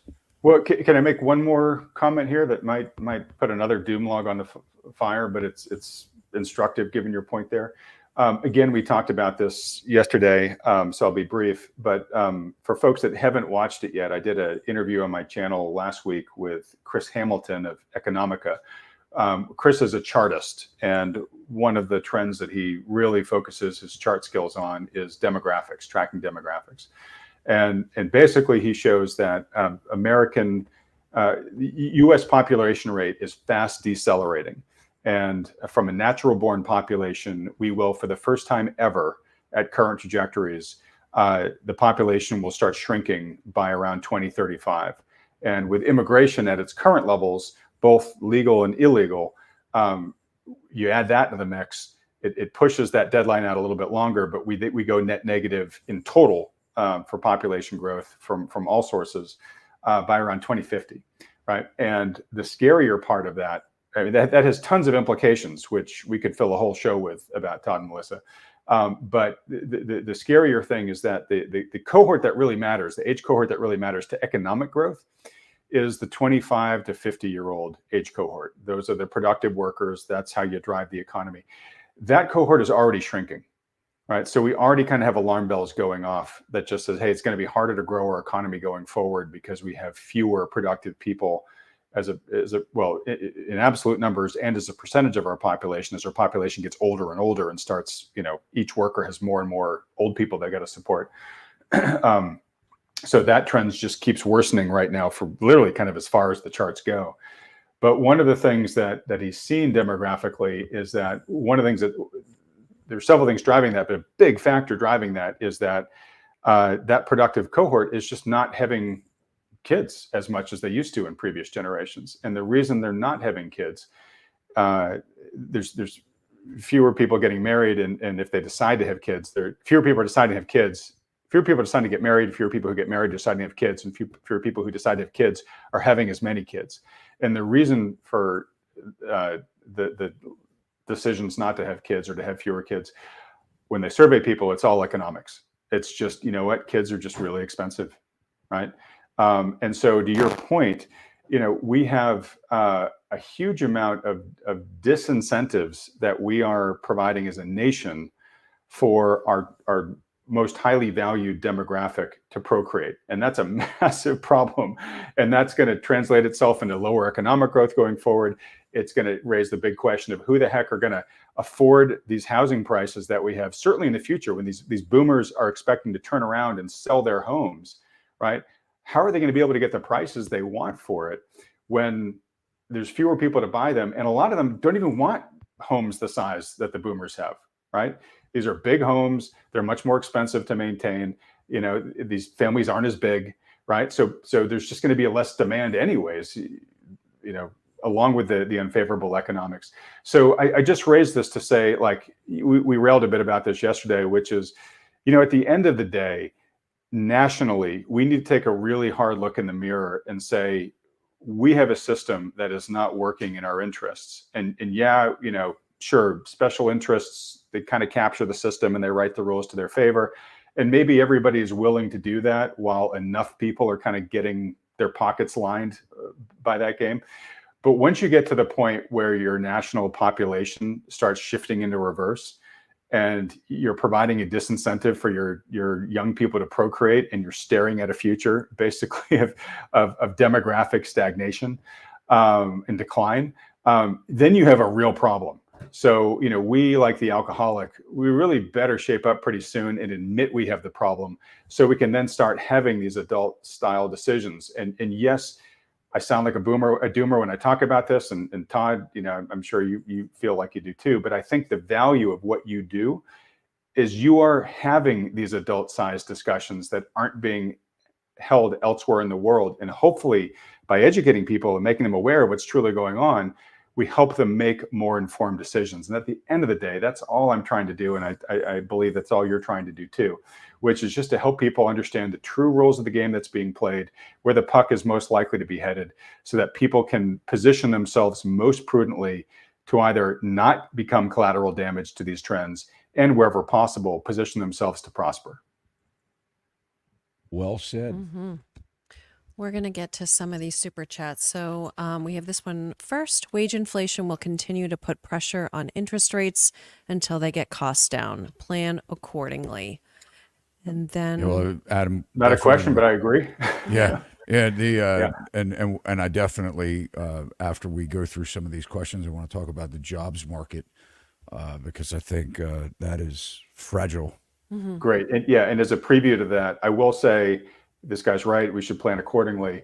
But I'll take the under on wage inflation in terms of how much longer it persists. I think the pendulum is already swinging back into the employer's favor. And so I think a lot of these jumps in wages that we've seen negotiated, I think we're going to start seeing a lot less of that going forward. Thank you for your super chat. We've got a couple here from Charles. So from what I know, Bank of America owns Merrill Lynch, bought in '08, who owns, I think, like 47% of BlackRock, which bought commercial real estate and single family homes. Isn't Bank of America losing money on T-bills? I see how the cards can fall hard. He follows up here with saying, wait, doesn't that make BlackRock can be bailed out? It's since BOA can be bailed out. Holy moly, more tax dollars will be going down the drain soon. I mean, I don't disagree with the overall point there, which is, you know, no matter kind of what happens from here, I think we can expect that the bailout era is not over. and that a lot of the well-connected parties that took risks, they're gonna get out okay, where much of the regular people are gonna end up paying the full price one way or the other. Whether it's through their tax monies going to these bailouts or diminished opportunities, or the individuals are not going to get the bailouts these big banks and organizations are going to get. I think it's fair to say Bank of America is one of those too big to fail banks, wouldn't you, Adam? Absolutely. Yeah, it's funny when they talk about the small banks and the regional banks. I mean, America's got something, I don't know, 3,000-4,000 banks or something like that. When they talk about the smaller regional banks, they're literally talking about every bank except like the top 10. We've got these top 10, just mega banks, too big to fail, essential to the banking system. They're just Goliaths, and then it's everybody else. I told you I went to WaFed's headquarters in Seattle and met with their CEO, Brent. You guys, I love my audience. I mean, They're ruthless. they ate these guys alive. In the comments, it was so. I mean, I was trying to not look at the chat that was coming in and focus on my two guests, but anyway, it was interesting because. And Brent's a really nice guy. I mean, I have no problem with him personally. I mean, obviously, he's the CEO of a big bank, and they're regional, but they're well invested in commercial mortgage-backed securities. And when we were talking about some of the state of the commercial market, he was talking about how everything wasn't what you're hearing, and that it's not that bad. Talking about certain office space or whatever, but the interesting thing is that his administrative assistant was talking with one of our team members and basically saying how the top, I don't know, three, or Joe, you would know, 3 or 5 floors or whatever over top of their office was completely vacant, and they've been trying to lease it for 3 years. I'm going, how can you sit there and say that everything is great? They put a pickleball court on the rooftop, for their 5 employees that were in this ginormous office with nobody there during the day. And I'm thinking to myself, and then he was talking about how the hotel industry was doing great, and now I'm seeing on the news that we have all of these, I don't want to get into this, but anyway, they're being occupied by, these hotels are being occupied, and I guess they're being paid by the government. I don't know. You mean occupied by homeless and illegal immigrants? Is that what yes, you're talking about? Thanks, Adam. Yeah. Yeah, that's right. I mean, it's just a fact. Not trying to make a partisan point. Yeah. Right, it's a fact. I'm thinking to myself, I guess they are doing well. They're renting the government's paying to house these, illegals, and Got some more super chats. Who are the reputable new home builders, and who should I steer clear of? Please be specific with names of builders. I'm in South Carolina. Yeah, well, certainly can't do that. Appreciate what you're saying, but I look. What I would say is, and I'm not saying this for any other reason, but you should have an educated real estate agent. I know you guys don't want to hear that. Go with you even on new home construction. I mean, it's important to have somebody that you can trust go with you on these appointments. Walk through their new construction if they will let you. Look at the work that's being done. Look at reviews. I mean, we're in the day and age of reviews, and you have to make those decisions on yourself. I mean, these big builders, these tract builders, probably are the safer bet of new home construction. And look, I was a builder. I love small business and scattered lot builders, but you really have to be concerned with their financial wherewithal, because you can really get burned when you're having somebody build your house. You can pay double. They could put mechanics liens if their contractors aren't getting paid, and really make your life miserable. So there is an advantage to using the national brands, the tract builders, but My advice is always, if you can. Now, a lot of these builders, what they're doing is they're taking the lot, they're building a house on it, and you have to take it exactly the way it is. These are speculation builders. And the national builders are doing this. I mean, I know a D.R. Horton community right now where they're doing this. They're building a house. You have to buy that house how it is. You have no say on what color cabinets. They're saying this lot gets brown cabinets, this lot gets white cabinets, this lot gets what. You're not picking and choosing with some of these builders now. They're wising up. And because they know that when you get in and you start, customizing and modifying, their profits can go down because they can't just build this punch out product. But if I were you looking at new construction, I would have the builder do the bare minimum if they will do that. Don't build the basement out. Don't put the crown molding up. Be satisfied with carpeting on the first floor and rip it up and put down your luxury vinyl planks or your hardwoods or whatever on your dime after you close. Don't pay the expensive markups. It's just my opinion. I think that if you can have the say. The other thing is, and I've said this before, is if you're going to build new construction, you don't have to build the house of your dreams. You can leave the garage off and put it on later. You can leave the back great room off the house and add it later. I mean, you can condense if you have a good lot that you love and you're going to build new construction, pick a builder. You can build a basic watered down box without the amenities and build from that. And then you'll have more equity by doing it yourself. You're going to take advantage of a lot of contractors are really slow right now. And we'll get into the job market, but I'm really concerned about it.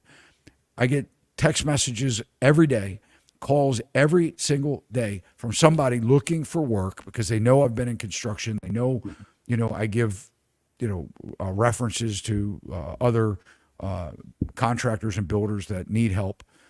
People are looking for work already. We haven't even seen, this is just the tip of the iceberg of what's coming, I believe. But we'll take some more questions before I we would talk like about to jobs. follow up with this because it still is on the same subject about builder. Todd, what's the approximate difference between on the cost of housing versus the actual cost to build? Housing prices have persistently outpaced inflation, so is the difference builder profits? Approximate difference between the cost of housing versus the actual cost to build. So the prices that you're paying versus the cost to build. So builders are probably, if I had to guess of where things are laying right, where they are right now, a $550,000 house, they're probably looking at somewhere about $100,000 in profit, if I had to guess. Obviously, that's why they're building the bigger boxes, the bigger houses, the bigger structures, so they can get the square footage ups because, that's basically how they're getting justifying the costs. What people don't realize, and when we get into the brass tacks about building, sometimes you're better off looking for, if we get into a situation where we see a lot of distress, we start seeing teardowns. I know somebody who just bought a house for $80,000 in a community where you could sell $450,000, $500,000 house. The house is in bad shape. It's an estate sale. It's a hoarder. You need a big machine to come in and throw the house in a dumpster. But in this situation, we call this a scattered lot at that point, or a teardown. You could sometimes build a house for a lot less money doing it that way, because your water and your sewer hookups are already there, and that costs a lot of money, $25,000, $30,000, $40,000, $50,000, depends on your area. But if you look at the cost of the house, getting water and sewer to the house could be very costly. And a major hassle, right? Dealing with permitting and all that stuff, right? You could have moratoriums in place where they're not issuing any more water and sewer on, scattered lots that haven't been improved, just vacant land that you buy. You may find you buy it, you go to the county and you're like, oh, we're in a moratorium right now because of overcrowded schools. So that can hold you up for years before you can get a water and sewer brought to the property or a building permit. But I mean, you're going to pay profit to somebody if you hire a custom builder. and they're doing a scattered lot build, they're going to want to make, there's a lot of moving parts in a house. They're going to want to make profit. The other thing is they're going to come back. A lot of houses in Maryland, we have a 1-year required builder warranty. And that's pretty much, wall to wall. There's a walkthrough. It's including nail pops, recaulking, moldings, things like that. Raw materials are going in the house. The first winter, it shrinks up. As soon as the heat turns up, everything shrinks in the house. You get a lot of cracks in drywall and stuff like that. So they have to build in the cost of sending people back again. Could cost you another $10,000 on, repainting your house, doing things like that. So they're making money. The alternative would be do it yourself, but it's hard to get a loan on a construction loan, when you've never built a house before. Your bank's probably not going to want to give you the money for it. But if you have cash, you could always save the money by jumping in the general contractor role. Another question? Sure. Okay, great. We do have a question here for you, Adam. Question for Adam. Who in U.S. capital money controls the real estate market, especially the residential sector? Gosh, can I pass? Can I pass this along to Todd? I don't think I really know enough to give you an intelligent answer on this question. Again, I'm not a real estate specialist the way that guys like Todd or certainly an Ivy Zellman is. I think it's a function of a lot of things, right? So obviously, it's a function of how cheap capital is, right? That's a huge part of it, and the Federal Reserve has been a major influencer in that. So they're obviously a very big part of it. Congress, they have a lot of real estate friendly legislation, a lot of tax breaks that real estate gets. So they play a really big role in terms of, what committee or what specific, people on Capitol Hill are really driving this. I'm not informed enough to know. So I'm sorry to give you a weak answer on this, but I don't want to steer you wrong. Todd, do you have any strong thoughts on this? I think that regulation is the controller of real estate. We certainly have no shortage of land in America. You go up in an airplane, you can see all of the green space. The pockets of the cities are very condensed, but the regulations, the red tape, is Right. what really makes the housing market a finite, type of. That's mostly at the state level, though, right? Not so much the U.S. Capitol. I wouldn't really. When you're looking at green energy, reforestation or protecting forest lands, I'm sure a lot of that comes from a federal level, and then certainly it boils down to the state level. But it's controlled. It would be a very easy. After World War II, the federal government came in and cut red tape and regulation and incentivized developers to build housing. But when you look at all of the soft costs that go into developing, you said it, Adam, it takes years to stick a shovel in the ground. People don't even realize what they have to go through. You're looking at, they have to find a plot of land that where typically a farmer wants to sell off. And so there's the negotiations on that. And then basically the developer is saying, we're not going to buy this unless we can build 600 houses on the property. So then there's that, let's get it under contract. Let's start the process. So it's a major development. Now you have to hire engineers, lawyers, surveyors, soil engineers. You're doing soil borings. You need to look. You can look at your GIS maps and your subsoils, but you need to know, are these properties going to perk? If they're, how are we bringing water and sewer to the property? What kind of implications will it be on the fire department, or the police department, the schools? All these things that go in. You're swimming upstream from day one, and then the process is grueling, and you're paying as you go. And that's just the soft cost. The architects, the engineers, the lawyers. Then you have to actually put your infrastructure in before you can. You've got to post bonds.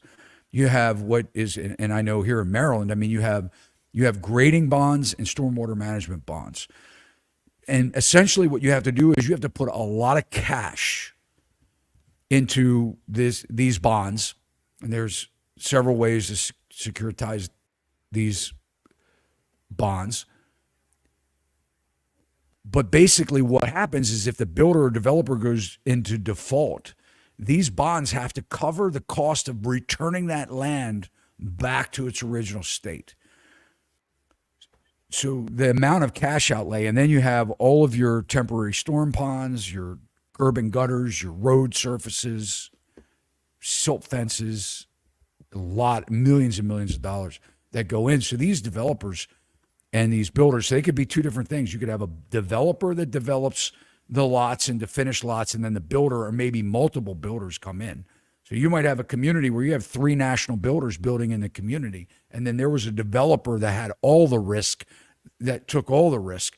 And then these builders are taking down the lots or doing takedown schedules. And if they don't sell them quick enough, the developer will then move those lots over to the next builder and to get the community built out. But there's so much that goes in that's involved.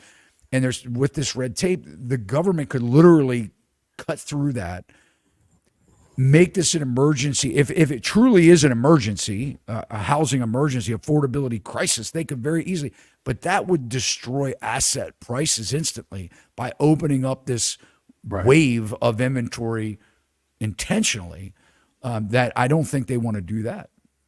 They don't, because I think I shared the stat with you yesterday.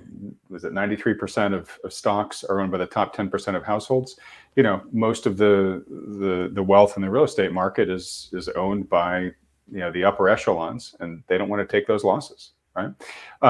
2 other factors we didn't talk about here, but just worth noting. One, at the state level, obviously property taxes is a big factor. And I live out here in California, where basically, without Prop 13, half the people in the state couldn't even afford their own houses. And the GSEs, right? So when you have government programs that let people get into housing with extremely little money down, right? We talked a little bit about this yesterday, Todd, right? Where like when you're enabling people to get into home ownership, yeah, it's great in theory. It's very heart driven to a certain extent of like, yes, let's try to help more people become homeowners and build equity over time. The problem is just because somebody could potentially stretch themselves and make that happen in the here and now, that might not be in their long-term interest if they can't actually afford the house once they get into it, right? So, those programs are helping keeping home prices up in markets. They're putting people into homes that then start having those default issues that you were talking about earlier in this conversation, Todd, that then require, a huge amount of extraneous and sometimes, hidden sleight of hand to try to keep off the market and let people know exactly what's going on. So they can deform markets very substantially as well. And that's all driven from DC. And some people, you talk about these first-time buyer programs, people can get in with next to nothing down, no skin in the game whatsoever. So they're not fostering this save your money, put money down. It's all about, can you afford the payment, and don't buy anything yet, because you won't qualify. And they know it's not practical. They know these people need cars to get back and forth to work. They know that life happens, and that if they're buying an existing house, they're going to have to spend money on it. And HVAC systems cost $25,000 now, not $5,000. Roofs are $20,000, $30,000, $40,000, not $10,000. And these are things that go bad. I mean, right. And for the people who had no skin in the game, there's not a lot of cost to them if it goes bust, right? So like, sure, I'll get in, right? And I'm just reminded, during the height of the pandemic, I interviewed a guy named Lucky Lopez, who's commentator on the car market. And he was saying, they had all these forbearance programs that basically said that, if someone defaults on their car loan, you can't go repossess the car for I think for a period of time, it was sort of an open-ended moratorium. And so what was happening is these people were going into dealers and they were buying, the most expensive sports cars that the dealership would let them buy, oftentimes putting almost nothing down. And then they would call the dealership essentially the next day and just say, hey, you know what? I'm not going to be able to pay this thing.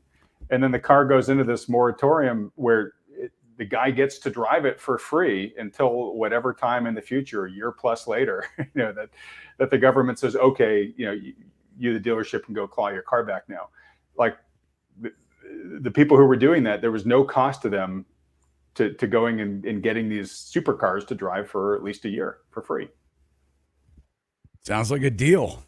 Yeah, I mean, humans respond to incentives, right? Got another super chat here. You guys are legends, professor level knowledge with a blue collar modesty. No, that's just very kind. Thank you. Thank you, much. David. Kind. Yes, David. Got this question here. Will the FHA and VA moratoriums be finished this year, or will a trickle-down effect be introduced? Trickle-down effect be introduced so the government does not introduce too much supply into the market? Well, I think this is what we were saying, and I'll be talking about in our Thursday video. We're already seeing, I think, since 2020, the beginning of the pandemic, I think 24 sales bundles of non-performing and reperforming loans have already been sold to investors, investor market. And obviously, no one wants, and Washington wants massive foreclosures right now. I think that's why we've seen more and more bailouts or remodifications, loan modifications.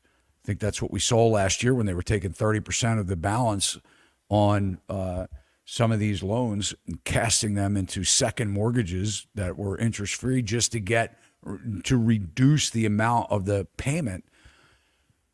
And I mean, this is what we're seeing as a result. And Adam said, you're encouraging people into homeownership, but we're not teaching people from a financial literacy, standpoint to should they be buying a home. I'm all about home ownership, but should you be buying a home right now? And we'll take some more, but we can't, Adam, we can't get away without talking about the jobs, because you and I share some sentiments on the next wave of what's happening, and you've already alluded a little bit to it, saying that the wage growth. I think we've seen what we're going to see for quite some time. I mean, your state. I just heard something. I don't know if it was a joke or what, that they want to make. Was it a proposal to make minimum wage $50 an hour in California or something? Then they were interviewing this restaurateur, and he's like, "Man, let me tell you something. $50 an hour. We're all closing down. Nobody can afford that." Yeah, that actually is a real proposal. I can't remember the name of this representative that is proposing it, but and her rationale is just, hey, it's so expensive to live here. That's what people need to afford to live here. And of course, all that does is increase the cost of business in the area, which will make it an even harder place for folks to live in, right? So it's just more of the problem rather than a true cure. Yes, I don't know if you're familiar with Michael Kantrowitz of Piper Sandler, but he has a framework called the HOPE framework, which is really instructional for showing how economies fall into recession. In fact, the progression they follow falling into recession is the same progression they follow coming out of recession. And HOPE is an acronym. H stands for home prices, home sales. O stands for orders or sales. P stands for profits, and E stands for employment. And basically, home sales are sort of a leading indicator of economic weakness, and employment is a lagging indicator, because companies will do everything they can before they have to start firing employees. And we've seen the first three dominoes in that framework get real wobbly. And while home prices, haven't come down nationally, and we've spent a lot of time talking about that, it's a frozen market. It's this fewest amount of transactions that you've seen in your career. Refis are dead. There's just all sorts of definitely warning signs there. We had disappointing retail sales numbers that just the year-over-year decrease in retail sales that we just saw from last week's report is the worst year-over-year drop since like April of 2020 when we shut down the global economy. So we're seeing real weakness there. We're in the process of seeing earnings forecasts from a lot of companies right now, but earnings continually have to keep being walked down from the initial street's expectations. So we're definitely seeing signs of concern there. And it's the employment domino that's held the firmest, and that's really been the bulwark between us and recession right now. And we have these great job numbers that keep getting touted, and we just had a blowout number in January for payrolls. The problem is everyone always criticizes the government data as being massaged and not probably quite as rosy as it generally touts itself to be. This latest report from the BLS, I don't think anybody believes. I mean, it's gotten to the point where the analogy I use is you're watching TV, the weatherman is telling you that it's sunny outside, and you're looking out the window and you're seeing the lightning and the rain. You're just saying, wait a minute, this does not match. And what's crazy is even the BLS's own data doesn't match. They have basically two surveys for how they collect data on job creation. And one is the establishment survey, which has a lot of imputed elements to it. You've heard of the birth death model and whatnot. These are basically Excel assumptions that people are putting in and trying to impute what happened over the period. Then you have the household survey where they actually call up real people and talk to them and say, hey, what's going on with your job? Did you lose your job? Did you get a new job? That type of thing.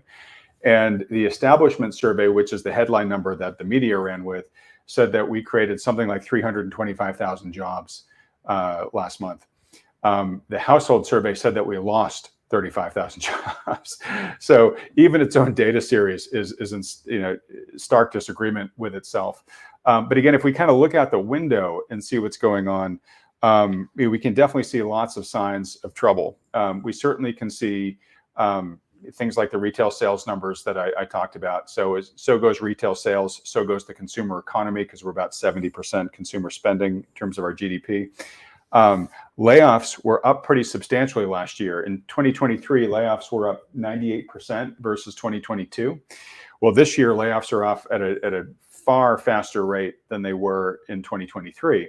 And if you look at surveys of businesses, they're forecasting, I think it's something like the majority of businesses are, I think it's like 60% are forecasting layoffs this year. Just in January alone, we've had tens of thousands of layoffs from big names like Alphabet, Amazon, Citigroup, Charles Schwab, Levi's, UPS, Washington Post. These are cross-industry sectors. It's not just limited to big tech, which it sort of seemed to be for much of last year. These are big names, and these companies are actually doing better than the small and mid-sized companies. And the reason why I'm flagging that is small and mid-sized companies are where the vast majority of jobs are created. And those companies are struggling a lot harder than those big brands that I just mentioned.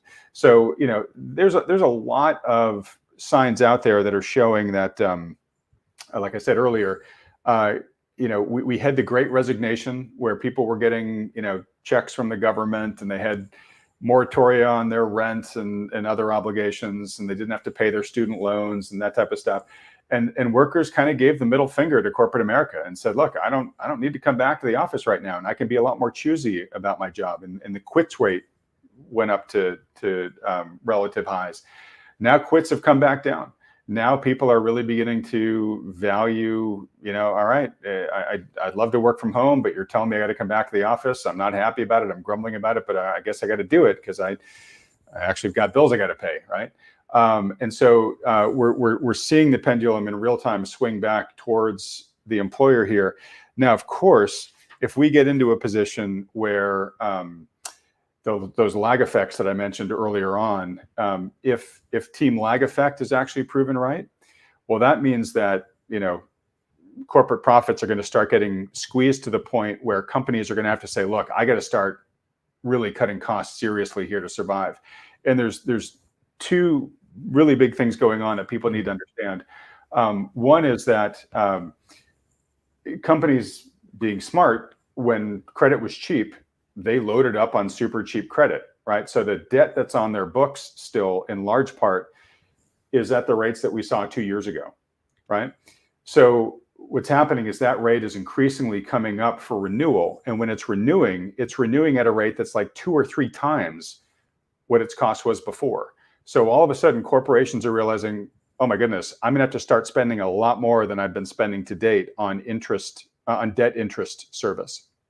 And so that's stealing from their profits, right? So we've got almost $1 billion in corporate debt that's re-rating here in 2024. We've got more than that in 2025. So companies are again, like homeowners, they've been crossing their fingers and saying, man, I hope the Fed can bring rates down in time so that by the time I have to re-rate, rates are back to where they were. I think increasingly companies are realizing, you know what, that's not going to happen. Even if the Fed, does its 3 rate cuts this year, my debt's still going to be more than twice than what it currently is on my books. And you combine that reality of the upcoming maturity wall with what companies have been doing since the pandemic. During the pandemic, when we shut down the economy, companies laid off tens of millions of workers, right? All the stimulus got pumped into the system, and the companies realized, oh, I didn't really need to do that. I need to hire those people back. And all of a sudden, it was really hard for them to get, and expensive for them to get those employees back, right? So generals always tend to fight the last war. So companies since then have been doing what's called labor hoarding, which is they've just been acquiring a lot of talent, and then they've been keeping it around, even if that talent isn't super productive, because they're hoping that the economy is going to continue to strengthen, and I can put those people to productive use. And I don't want to let them go right now because, gosh, I remember how hard it was to hire them back. I don't want to have to go through that pain again. Well, now that as companies are seeing this maturity wall coming, once they get about 6 months away from that maturity wall, CFOs have to really start planning for that. That's where the cost cutting gets real serious. And that's where they're going to say, look, I just got to start throwing, sandbags out of the balloon just to have us, try to keep altitude here. That's when the job cuts are going to come. And if the job cuts do come at scale, then we kind of get this vicious cycle, right? Where companies' profits are getting squeezed, so they start laying people off. They lay people off. Consumers start reining in their spending, either because they just lost their job or they see their neighbor lose their job and say, hey, I got to start planning for, reduced income in my household. That then reduces consumer spending, which further reduces consumer profits, which potentially leads to more layoffs. And that's kind of the spiral that you go into as a country falls into recession. That is the big question of where we're going with the economy. No guarantees about this yet, but I think we're seeing a lot of the signs that we would expect to see along the way to that final E in that hope framework starting to topple. And again, if we do, it's kind of game on for recession, for deflationary forces. And I personally think that's going to be the trigger that's probably going to bring home prices down. I was just talking with a contractor friend of mine. He's a concrete contractor, and he does a lot of government work, and he does a lot of builder work too. And he was saying that he's really slow. I mean, he said even through the GFC, they were way busier than they are now. And he could tell something is really radically happening, the pullback. One of the things with the jobs market, I mean, as an employer, you have to make profit. And we all know that labor is a huge percentage of most businesses'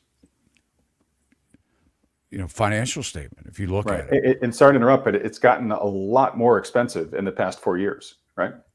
Absolutely. And I think what we saw were a lot of these when consumer spending was up and sales were really off the chart for obvious reasons. I mean, people are home. I mean, home improvements went crazy. I mean, think about it. You were working in the office. Most people, they're hardly at home. If you have, let's just say a working couple in a house, you're getting up, you're getting ready for work, you're driving to work, you're working 8-10 hours a day, you're driving home, you're making dinner. I mean, how much are you occupying your home? things go by the wayside. You're looking at projects you want to get done. But now all of a sudden, America was working from home, schooling from home, living at home. Like, I don't really like where I am. I want a fence. I wanted this. I wanted that. So they were spending money on fixing up their house. I mean, everything. So this fueled the supply demand, the labor demand. Businesses were busier than they had ever been before. I mean, we've never seen any, in our lifetime, anything like it. So people were paying for labor, prices for labor that they had never paid before because they needed people. And if they didn't have the people, they couldn't collect the money that was coming in. They couldn't collect enough. Or they agreed they wanted more. They wanted to build. I know real estate companies that over the last couple of years built 20 locations locally. I'm going, guys are nuts. But it was happening. We have amnesia. We forget what it's like on the downswings of the cycles. If we don't go into a massive recession or depression at this point, we will have defied every other cycle in the 248 years of the U.S., the existence of the United States of America. I think this is coming. But to your point, Adam, and people don't want to hear this, but a lot of employers overpaid for their labor because they wanted to keep up with the demand. The first thing they're going to do is start looking and eyeballing, who's on the computer, on Instagram and TikTok, and or looking at the news while they should be working. And if I can just interrupt for 1 second. So, the layoffs over the past year have been probably largest in tech. Right. And I think a reason for that is, you remember when Elon Musk took over Twitter, he cleared house. He basically got rid of 3/4 of the workforce. And tech, which had been labor hoarding, it was really hard for the other companies to see that and say, wow, maybe we need to redefine what an essential employee is because this guy's continuing to run his company with only 25% of the workforce that he had when he signed up, right? So, to your point, I think, employers are starting to look around now and saying, well, wait a minute, like, I think maybe we went a little overboard here and we need to look at how many people do we truly need to run this business? And like you said, I mean, these earnings reports are going to come out, and I mean, they have shareholders that they need to make happy. I mean, this is when we see locations shutting down, right? This is what happened in the GFC. We saw retailers closing down, unprofitable, not profitable locations, restaurants doing the same thing, and that just feeds to the vacancy rate and eliminates the local job market. So I live, near San Francisco. You look at Union Square in San Francisco, which used to be the thriving commerce heart, retail commerce heart of San Francisco, ghost town now, for exactly that reason. And we have more questions. Yep, we have some more super chats. Seems like young people are priced out of acquiring housing, especially in Canada. Does it have to correct, or could the economy go on with everyone just being renters in the future? I'll give you my quick opinion and then let you chime in, Todd. No, it doesn't have to correct. It should correct. And I'm not an expert on Canada, but the one caveat that I would offer to something that Todd said just a minute ago, which is, if we don't enter a recession or something worse, we'd be bucking the trend of every other cycle that we've gone through.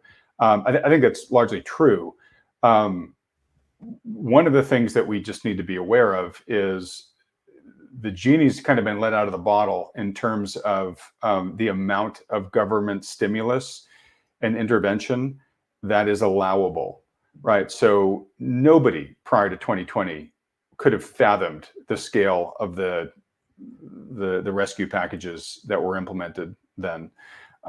It was mind-boggling. I think people would have just said, there's absolutely no way, right? But we did it. And not only just on the monetary side, which was mind-boggling in and of itself, but on the fiscal side, right? And for the first time ever, we sent checks directly to households and stuff like that. So that genie is out of the bottle now.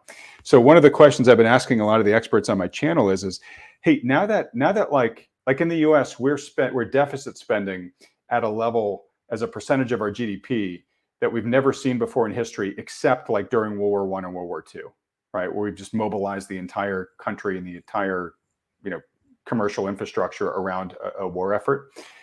Now, where we have quote unquote a strong economy, right? We've got 4+ GDP growth, and we've got near record unemployment, and inflation is now coming back under control. Goldilocks situations. We're still doing deficit spending at an emergency state, and so it's gone from something extraordinary to now just business as usual. And honestly, I don't know if there's a politician who's got the courage and the willingness at some point to say, hey, you know what? We got to dial that back down, folks, right? We got to start tightening our belts. We need a little bit more austerity here. I don't think we've got really anybody on Capitol Hill that's going to carry that banner, because it would be political suicide for them, for their party, and probably for their reelection prospects. So, we could see an increased dialing up of intervention and stimulus to keep everything supported and limping along going forward. I hope, I would hope we don't do that, but I think that's probably the path of least resistance. And certainly in an election year, you're definitely going to see a mindset of do whatever it takes, right, to keep everything duct taped together until the election itself. So, when I look at this from a long-term perspective, this wasn't the question you answered, but it's instructive. Like that process can take all sorts of different shapes and sizes, and we can speculate about what's going to happen. But the one thing I have the greatest degree of confidence predicting in it is that the purchasing power of the currency is the element that pays the price, for sure, through a process like that. And what that just means is, unaffordability issues just become even more unaffordable. Wealth gap issues, wealth gap inequality gets even more unequal. And so the plight of young people not being able to afford essentials like housing, sadly, gets even worse in that type of environment. So I'm actually rooting for the business cycle to re-express itself, because to me, that's where I find the hope in the story is for younger generations, as we let true price discovery come back into the system. And yes, that means losses have to be taken by those who are holding overinflated assets. But it begins to open the door for the regular person to be able to carry on with life the way that previous generations did. I think also to just kind of tag along with that, I think that there's a much bigger agenda that is going on, and I think that it's clear. I mean, it's pretty clear that Wall Street has their appetite for a finite amount of product that everyone needs. And everyone wants to own a part of a community and have a single family home that they can lay down their roots. I think it's very clear that regardless of what we saw with a lot of these big funds buying up hundreds of thousands of homes at the highest point of the market, I think, yes, some of those will come back to the market. But I think no matter what you do on the stimulus side, the consumer struggle, the debt will start to show up more and more as time plays out. Because you can put money in somebody's account, but when we're talking about housing, that doesn't fix the house. That doesn't, cut the grass. That doesn't repair the driveway that has craters in it. That doesn't patch the roof. That doesn't fix the heating and air system in the home.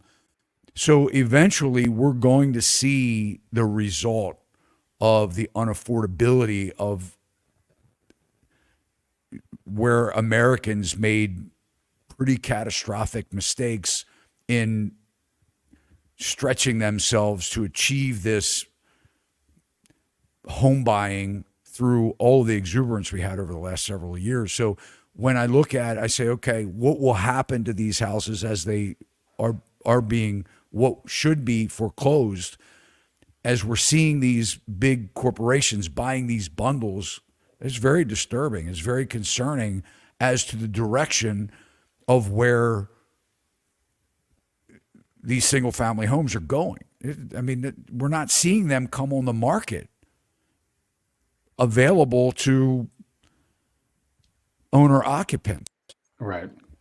That's a big concern. So when we look at the pricing and we go, I'm afraid the alternative is going to be these, 300 square foot backyard sheds that will be what people can afford. We have more people living in vans, more people living in cars, more people living, in RVs, because that's all they can afford. And right now they're saying, but that's great. That's what I want. But is it? Yeah. Really, is it? At what no, point? they're adapting to conditions. But I live out in California, right, where it's ridiculously expensive. The tiny home movement, the van life. If you talk to certainly a Gen Zer, their expectations don't go any higher than that. Which is crazy. And they've given up on owning a regular, 2-3 bedroom house. We're seeing it. We're seeing people taking vacations that they're like on their bucket list because they say, hey, look, I'd rather do that. I'm not going to save money for a house that I'll never be able to buy. It's sad. Doom spending. That's what they call that. That's the new trend. Yeah. Hey, real quick, just to this gentleman here. If you're not familiar with her, look up Danielle Park. She's a macro analyst based in Canada who actually spends a lot of time and focus on the housing market there. So she has much smarter things than I to say about the specifics of the Canadian housing market. I have interviewed her recently. She's very concerned about the future trajectory of prices there, meaning she expects pretty big corrections to come over the next year to 2 years. Also in your country there, something we haven't talked about, Todd, but with these elections coming up, in the U.S., one man's opinion, but I think, as I said earlier, there's going to be a whatever it takes mentality to get from the current administration to get to November.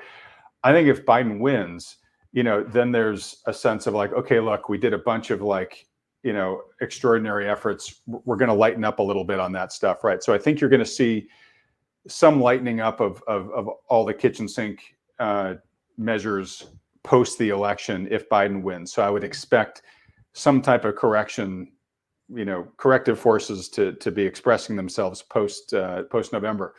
Now, if Trump wins, you're going to see the ending of a ton of these programs. So I think you're going to see an even greater corrective force. So I think regardless of who wins, a lot of the temporary pillars that are supporting a lot of things are going to get removed. And like I said, probably more of them if Trump wins.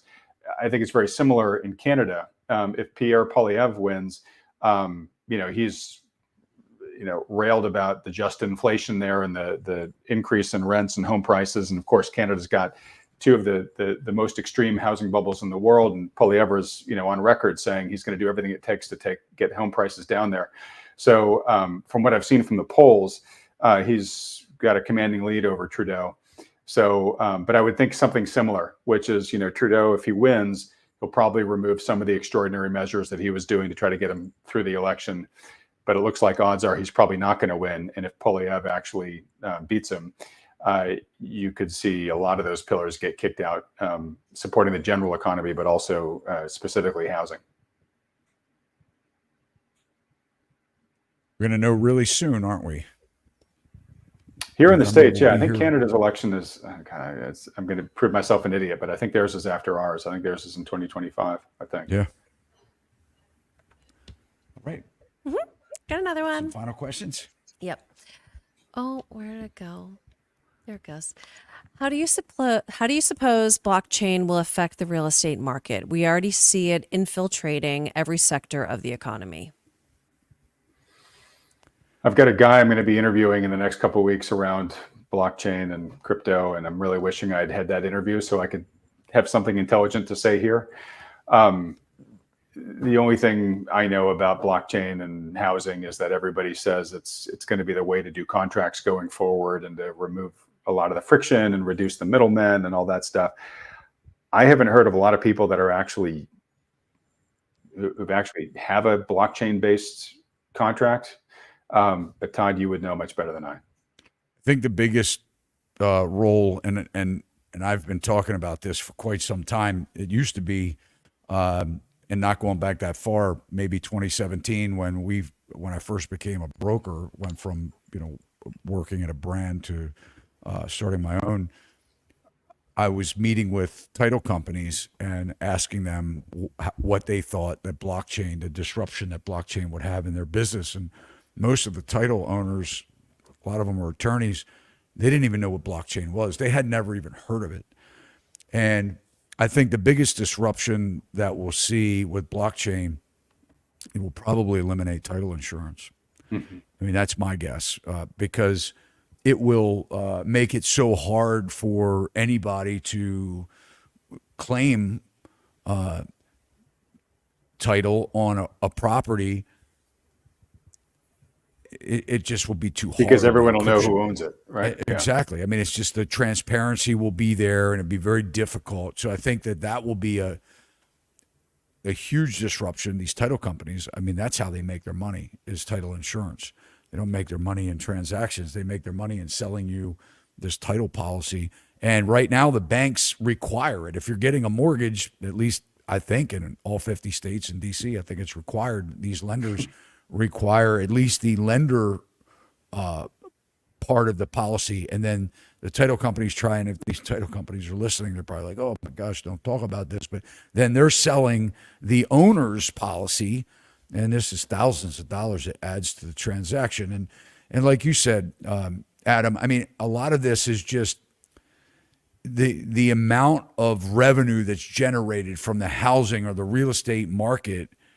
Everybody has their hand in the pie. So when we look at that, that is certainly added to the cost of ownership. And we've just gotten, we've really, we've glorified and glamorized, profits on housing, and we're really far away from the fundamentals of life, in my opinion. Mm-hmm. That title insurance sounds a lot like the equivalent of your auto lender, your auto loan lender, requiring that you get the extended warranty and the special anti-rust undercoating, on the car to be able to approve your loan. Exactly. Yeah. We got another question for you, Adam. Adam, what is the likelihood of an economic downturn metastasizing into a social reconing turning? And hey, Neil, I recognize Neil's name, so give a shout out to Neil. He's been a great supporter of Thoughtful Money. Neil, you get me to ask this question right at the very end, where this is like a whole, hours worth of discussion in and of itself, at least. So I think Neil probably watches my stuff enough to know that a question I ask more commonly than I would like to is I'll get deep into a discussion about the plight of the middle and working class, right, and the younger generations, and the wealth inequality, and saying, look, I'm desperately looking for signs of hope on the horizon that say, well, hey, if we go down this way, things are actually going to get better. Right. And I have a lot of trouble at times seeing those rays of hope. And so I'll ask people, I'm like, yeah, gosh, could the danger be could the real crisis we need to worry about not be a financial one and be a social one, right? Where a big enough percentage of the populace just loses hope in the social contract, right? Here in America, you just give up hope on the American dream. And you begin to feel that, the people that are in power are actually not serving my interests. They're serving the interest of people who are profiting off of me and diminishing my future prospects.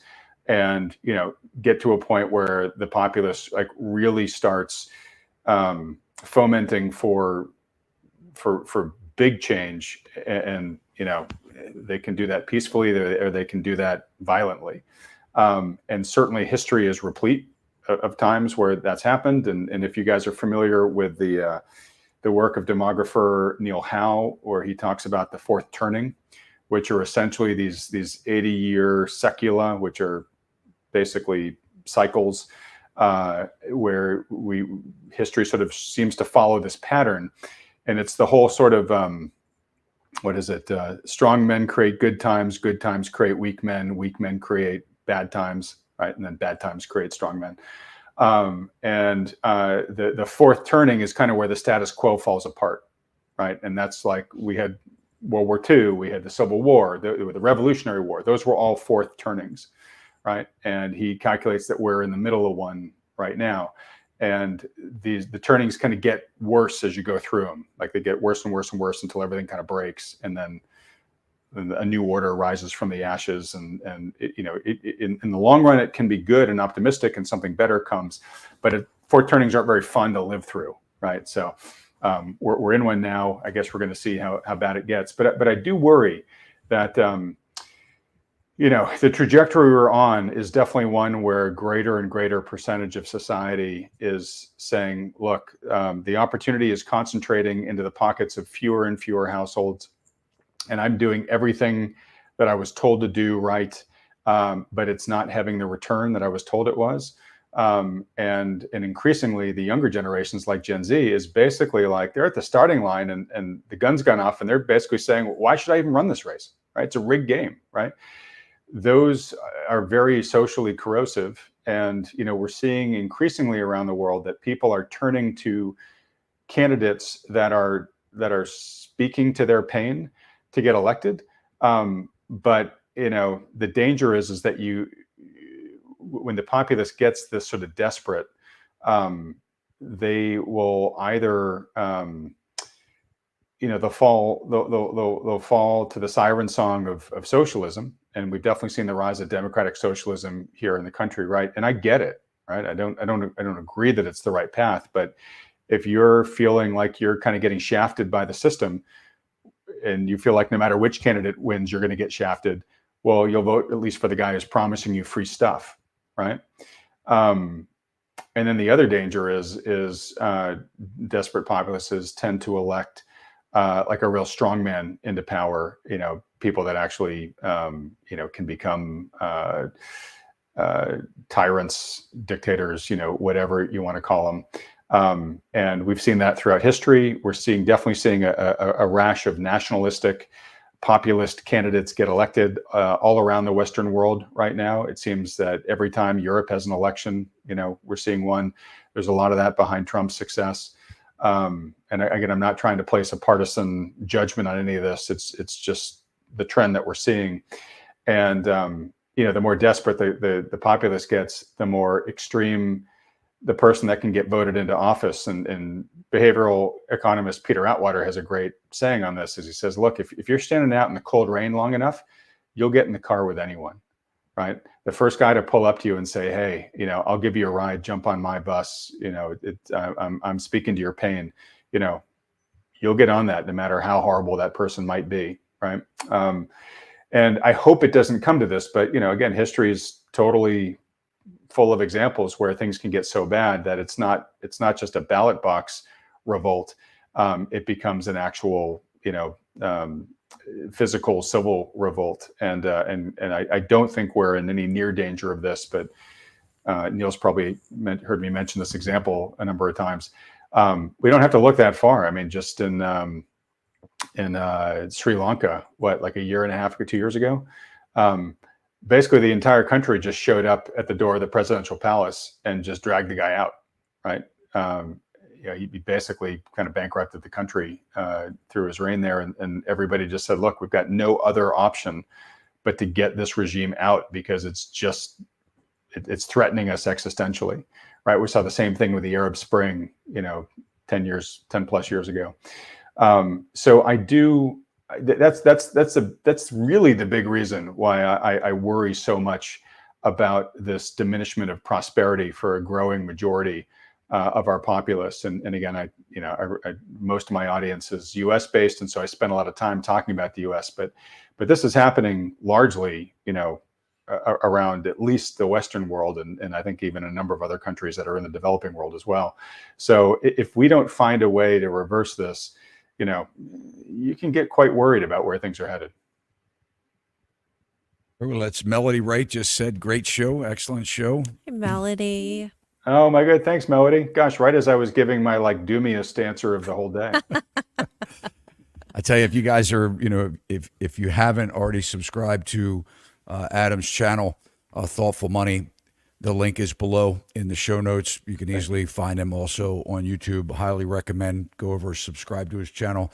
It has a lot of just fantastic guests. I'm honored to be able to have Adam on our show because it isn't very often that you'll hear Adam's perspective. He's hard at work asking the questions. And like I said earlier, this Saturday at 9:30 a.m. Eastern time, you will be able to hear Adam and I. He really deep dives into a lot of the issues, gives some great advice and hope on ways. We can't forget that because if we educate ourselves enough and hit these issues head on, you can take out of it what you want. You can believe what you want to believe, or come to your own conclusion or opinion. We're certainly just trying to be a different voice and tell you what we see from actual boots on the ground, and what you're not hearing as an agenda based or some kind of watered down or compressed or suppressed or shadowed narrative that we hear in mainstream media. And I think that's the most frustrating part with the news is, just Google search the housing market, hit the news tab if you're on Google, and look at the conflicting stories. One article talks about how, the crash is coming. The other article in the same line talks about how everything is great, but you have to dive in for yourself. And the biggest thing I ask is, how do you feel financially? And if you're doing great financially, you're making tons of money, you're in a job where you're secure, do whatever you spend, whatever you want, do whatever you want. If you're on the side where your debt is adding up, you're financing, the interest rate or the interest charges from the prior month, and it's accruing, and your balance is not going down, and you're not able to afford a roof over your head. You have to take these things to heart and say, look, maybe I need to make some changes. Maybe I need to live more within my means. Maybe I need to, save some money, focus on paying down my debt, not worry about buying a house today. So we love you guys. We appreciate you spending. I know you have a couple more super chats. We want to just slide them in. And but Adam, what an honor it is to actually be in this seat and ask you the question, sir. You're so kind. If I can just sort of add on to your eloquence there. Look, again, we talk a lot about it, a lot of topics here that are, somewhat pessimistic about where trends are headed, but that's the trend. That's where the trend is headed, right? Trends are averages, right? If you've ever seen a scatter plot of data or a bell curve, right? You have in a bell curve, you've got the tail ends, right? So you as an individual can determine where you want to be on that curve by your actions, right? The majority is going to end up in the average, but you can be out on the positive tail, right? Where all the good stuff is, right? So a huge part of what we're trying to do is just trying to make you aware of the true rules of the game that's being played, hopefully arm you with the information and the resources so that you can make more informed, more prudent decisions to position yourself prudently so that you're less vulnerable and hopefully better positioned to prosper by what's going forward. So again, there is hope in the story. We're not trying just to get everybody to put their heads in the oven and say it's hopeless. We're just saying, look, there's not every trend is negative either, but there's a lot of things out there that concern us. Understand the true context of the situation so that you can put yourself in the right position. Well said. Well said. And before I forget, what about our poll too? Yeah, let's go back to the poll. So somebody reminded, hey, don't forget about the poll. We went over it earlier, but let's take a look at it. I can't see. Can you pull that up, Joe? Okay, awesome. By the way, while you're doing that, I've got studio envy. So over here on Team Thoughtful Money, you're looking at the production crew right here. So I love the fact that you guys have a Joe there who can bring up this stuff for you on Joe's the side. fantastic. I tell you what, He's man, so great. I go on the road with Joe, and man, he's a trooper, man. He strictly business. All right, here we go. Let's see what we got. All the above, 1,354 votes. And guys, if you're just tuning in or you're late to the show, part of the question was, what should a real estate agent know or understand? The question is basic home construction, basic knowledge of heating and air conditioning systems, basic knowledge of grading and groundwater. A lot of agents are probably looking at this going, you're crazy. That's why we hire inspectors. Let me tell you something. Inspectors don't even know this stuff. I mean, most of these inspectors, they take a little course, pass a test, check a box, and you're hiring them, spending $600, $700, $1,000 for inspections, all to find out that there's a little disclaimer in the contract that says that no, we're not actually responsible for not picking that up or not telling you about that or whatever. I've seen it firsthand. So the bottom line is, guys, if you're looking for a real estate agent, you should be interviewing. Find out what these agents know. I'm sorry if that comes across as offensive to some of these agents out there, but in my world, I think you should completely have a basic knowledge and understanding of what your clients are looking at, buying, and pointing things out, and not just glossing it over. I do want to say there was an agent who wrote a little message here. Please email ts@sachsrealty.com and we'll get in touch with you. Please. Thank you so much. Do we have any super chats that we missed before just a couple comments? Let Adam off the hook we here do. tonight? Victor, thank you so much. Victor is in our referral network as well on the West Coast. My friend has 3 days to decide on 6 weeks severance or 20% pay cut. Tech 50 employees. Local lender went from 3 shops to 1 this week. Also, a title company is doing voluntary 2 days non-paid off MO month. Yeah, Victor actually has a YouTube channel also. He is out in Seattle. Great guy, really cares about people. And we appreciate you, Victor. Can I make just one comment on that? Of course. Just for folks who aren't familiar with thoughtful money, there's 2 parts that thoughtful money offers its viewers. One is education. So I bring on experts, I do 4 interviews a week. I let you crawl in their minds and hear what these guys are thinking, hopefully make you smarter and better informed. The second is try to connect you with solutions to help you take action based upon the insights, whatever insights from the guests that I bring on the channel that you might think are personally relevant to you, right? And so in that, I connect viewers with financial advisors who take into account all the macro issues that the experts and I talk about on our channel. And to be honest, it's a small minority of financial advisors out there that do that. In a lot of cases, you have a lot of the same issues that Todd's been talking about with realtors. You have a lot of guys that are just, their interests are served by just having you long the market at all times, right? You also have people that are just really, quite honestly, just either not that educated or just basically brainwashed with how the market operated under, continuous central bank intervention, where they just say, look, just be long all the time. The market's going to take care of you in the long run. Don't worry about dips. If there's a dip, buy the freaking dip, all that type of stuff. So anyways, situations like your friend is in here, these are real life situations, and you got to make choices based off of this. And whether it's something very specific like this, or whether it's figuring out how you want to position for a lot of the trends that I've just been talking about over the past 2.5 hours with Todd and Melissa here. I highly recommend that the vast majority of people, for all the reasons we talked about earlier, that our financial education system fails people and people have real lives and real jobs and family issues that demand the majority of their attention.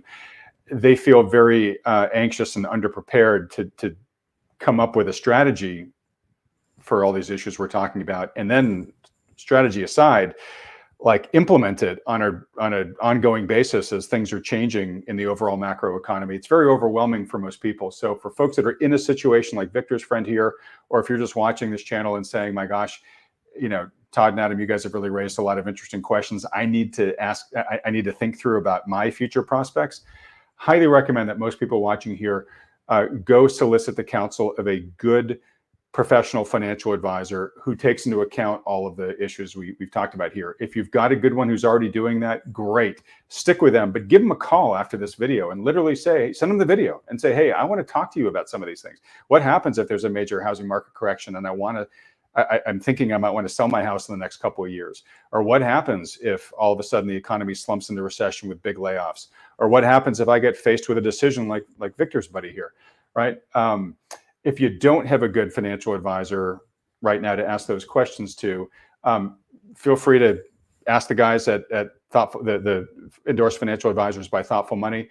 It's totally free to talk to these guys. You can schedule a free consultation with them. There's no commitment to work with them. It's literally just a free public service these guys offer. So if that's something that might help you, just go to thoughtfulmoney.com. There's a very short form there. It takes about 30 seconds to fill out, and have one of those free discussions. And whatever they tell you, you can go off and do it yourself. You can hand their instructions to your existing financial advisor, or if you like the guys, you can continue talking with them. But again, I just want to underscore, it doesn't cost you anything, no commitment.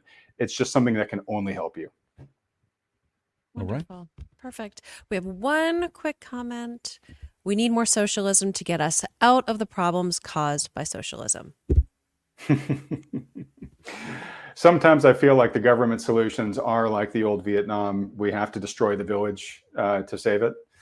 But I do fear that before we get to the point where we let natural market forces take over, which that is austerity and deflation and debt defaults, I think long before we get to that point in the story, if we get there, we're going to have a lot more intervention, a lot more state control, a lot more socialism before we let market forces step in. Well, Adam, we certainly appreciate your time tonight. Thanks so much. It's a total joy and privilege. Thanks so much. I could have gone another 2.5 hours.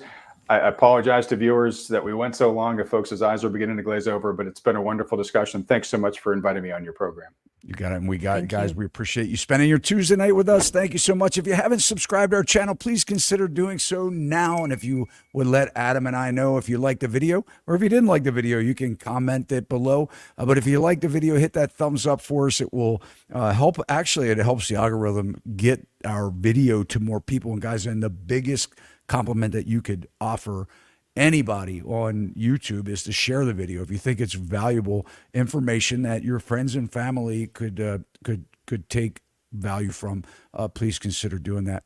We love you guys. We'll see you next time. See you next time. Bye, everyone.